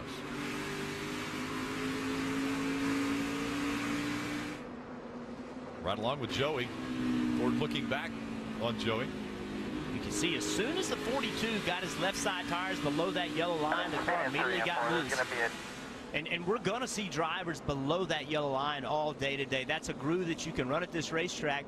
But again, early in the race. These tires don't make a lot of grip on the first lap. The track's exceptionally dirty. It's the hardest it is to drive right off the bat on a green flag condition. I mean, Joey Logano got very fortunate that get on pit road. Had a lot of cars getting on pit road at the same time. And I think Newman gets into the back of the 42. You see Newman has a car locked up trying to get slowed down and just didn't get slowed down. Ends up spinning the 42. Lucky none of them got into that wall. Newman hit the commitment cone. Cushing Alex Bowman out front. Huge damage there as they checked up. And 3-car had obviously some sort of an issue. He was slowing way down and turning to the left, and Greg Biffle got into the back of him, and then 48 got into. Oh, and hard into the wall. Big contact. We see Ryan Newman around. Looks like the 78 of Martin Truex Jr. was in the wall. Caution comes out again. And the pressure goes from the driver to the crew. To the crew. The crew and the crew chief. First, do you pit? How many tires do you take? And then if the crew chief calls for tires, that pit crew, those tire changers, this is the stop. This is the stop they've been training for all year to try to extend their championship hope. Take a look at what happens. The 31 was underneath the 78. Not sure it was from that championship. The caution comes out. The 95 into the wall. There will be a restart, and it is going to go to overtime. And what do you do? Who's going to pit? Who's going to stay out? Michael McDowell in the 95, hard into the wall. The right rear tire is down. Right front tire down as well. Kyle Busch, Joey Logano will make up row 2. Take a look at what happened to McDowell.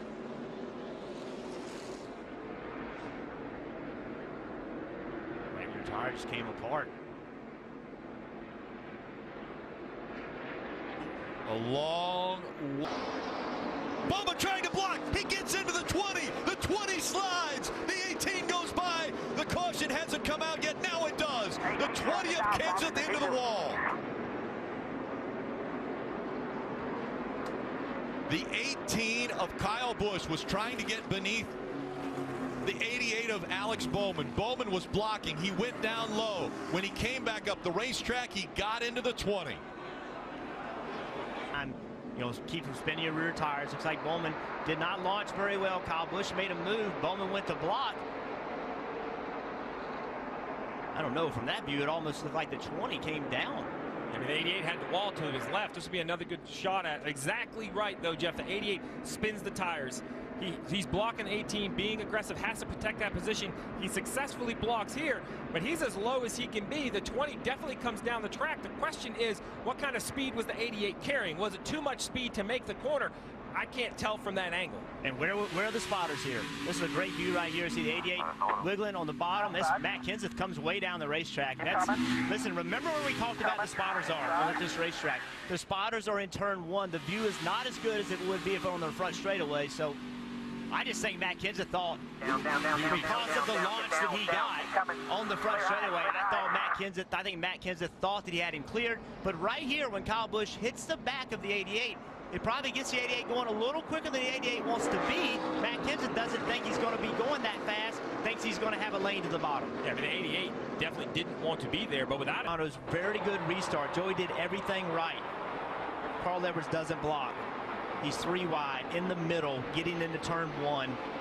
His opportunity to win a championship is definitely less in that scenario. So an aggressive move by Logano, but in my eyes, he did everything he was supposed to do, trying to win a race and win a championship. I mean, this is what's on the line. 4 drivers, an entire season, a championship. Neither Joey Logano nor Carl Edwards have ever won a championship.